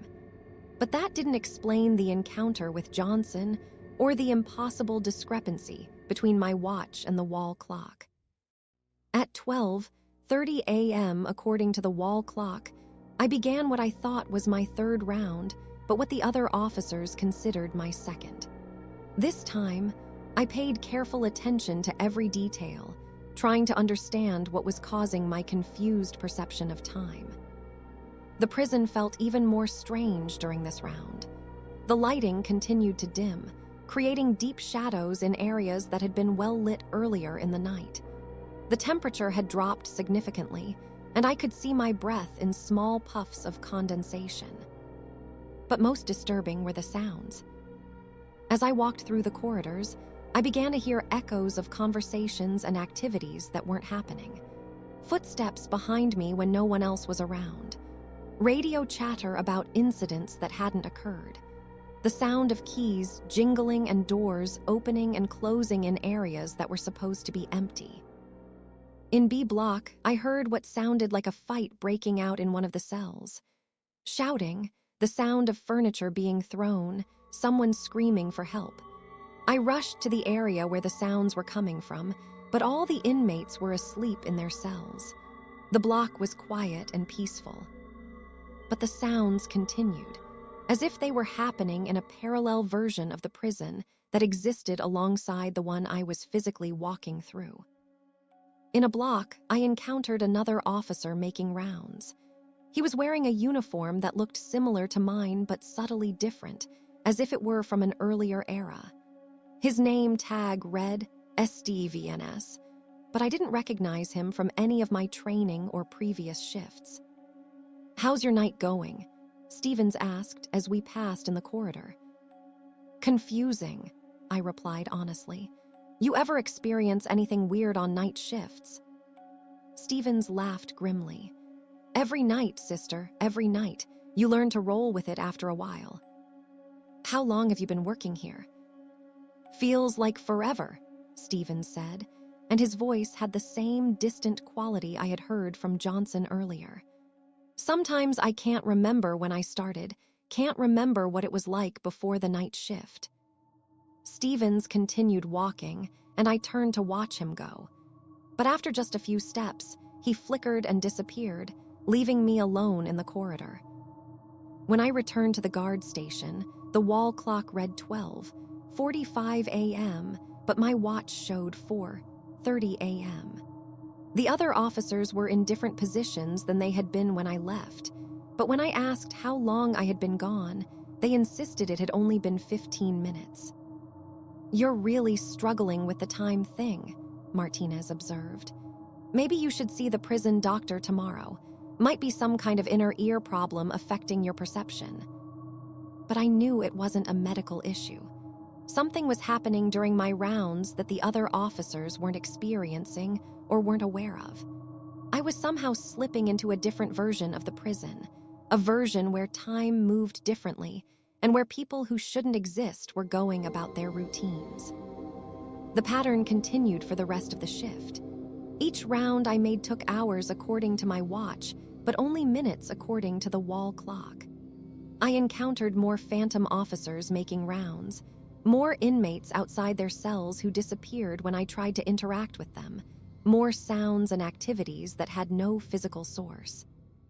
But the most disturbing discovery came during my final round of the night. As I walked through D block, I encountered a woman in a corrections officer uniform who looked familiar. It took me a moment to realize why. She looked exactly like me, but older and more haggard, as if she had been working at the prison for many years. "You're new," the other version of me said. First night shift. How do you know that? Because I remember my first night shift. Confusing as hell, isn't it? All that time distortion, the phantom inmates, the echo rounds. Echo rounds. That's what we call them. Rounds that happened in the past, or will happen in the future, or are happening in parallel timelines. The night shift doesn't just exist in the present, Michelle. It exists across all the nights that have ever been worked at Riverside. The older version of myself explained that the prison existed in a kind of temporal loop during the night hours, where past, present, and future shifts were happening simultaneously. Night shift officers from different eras were all walking the same corridors, all conducting the same security checks, all experiencing the same confusion about time and reality. Why is this happening? I asked. Because of what happened here, the older me replied. All the violence, all the deaths, all the trauma that occurred at Riverside over the years. It's created fractures in time itself. The night shift is when those fractures are most visible. She told me about the officers who had died during night shifts over the years. Stevens, who had been killed by an inmate in 1987, but who continued to make her rounds decades later. Rodriguez, who would die of a heart attack during a night shift in 2019, but whose future self was already walking the corridors. Martinez, who had been stabbed to death in 2003, but whose past self was still working in the guard station. Wait, I said. Martinez is alive. He's in the guard station right now. The Martinez in the guard station is from 1998, the older me explained. The Martinez who dies in 2003 is making rounds in C Block, and the Martinez who transfers to a different prison in 2005 is working the tower. All of them exist simultaneously during the night shift. The implications were staggering. Every officer who had ever worked the night shift at Riverside was still working it, trapped in an endless loop of security rounds and time distortion. Some were dead in the normal timeline, but still alive in the night shift timeline. Some were from the future, not yet hired in the present, but already walking the corridors of their inevitable employment. How do we get out? I asked. We don't, the older me said sadly. The night shift is a prison within a prison. Once you're part of it forever. The best you can do is learn to function within it. The older version of myself faded away as dawn approached, leaving me alone in D Block to contemplate the horrifying reality of my situation. When the night shift officially ended at 7 a.m., I returned to the guard station expecting to find the day shift officers arriving for duty. Instead, I found Rodriguez, who looked exactly as he had during my first night, preparing to brief the night crew for what appeared to be the beginning of another shift. Ready for another night, Harrison? He asked, as if no time had passed since our previous conversation. I looked at the wall clock, which read 11:00 p.m. My watch showed 7:00 a.m., but as I watched, the hands began to move backward, slowly reversing until it also showed 11:00 p.m. No, I whispered, understanding finally what was happening. This isn't right. The shift is over. It's morning. The night shift is never over, Michelle, Rodriguez said gently. It just begins again. You'll understand eventually. They all do. I tried to leave the prison, but the exits were locked and the corridors led back to the same guard station, no matter which direction I walked. I was trapped in the facility, trapped in the night shift, trapped in a temporal loop that would repeat endlessly. That was 8 years ago, according to the timeline that exists outside the night shift. But inside the loop, it's still my first night, and every night is my first night, and every shift lasts forever and no time at all. I've learned to function within the system, as the older version of myself predicted. I make my rounds, I count the inmates, I file my reports. I encounter officers from past and future shifts. I interact with phantom prisoners who exist between the cracks of linear time, and I wait for each shift to end so that it can begin again. Sometimes new officers join the night shift, and I try to help them understand what's happening, as the older me once tried to help me. But they rarely listen at first, just as I didn't listen to Rodriguez's warnings. The worst part isn't the endless repetition or the temporal confusion. It's the knowledge that somewhere outside the loop, in the normal timeline, my absence is being explained in mundane ways. Perhaps I quit without notice, or transferred to another facility, or simply stopped showing up for work. My friends and family have moved on, accepting whatever explanation makes the most sense to them. But I'm still here, still walking these corridors, still conducting security checks on inmates who may be from the past, or the future, or some timeline that exists only within the night shift. Still trapped in a prison where time itself has become a cell with no key. The only comfort is that I'm not alone. Every officer who has ever worked the night shift at Riverside is here with me, all of us making our rounds together across decades of simultaneous time. We've formed a community of temporal prisoners, helping each other navigate the confusion and horror of our endless employment. Rodriguez is still here, still briefing new officers even though he died of a heart attack in 2019. Stevens continues her rounds even though she was killed by an inmate in 1987.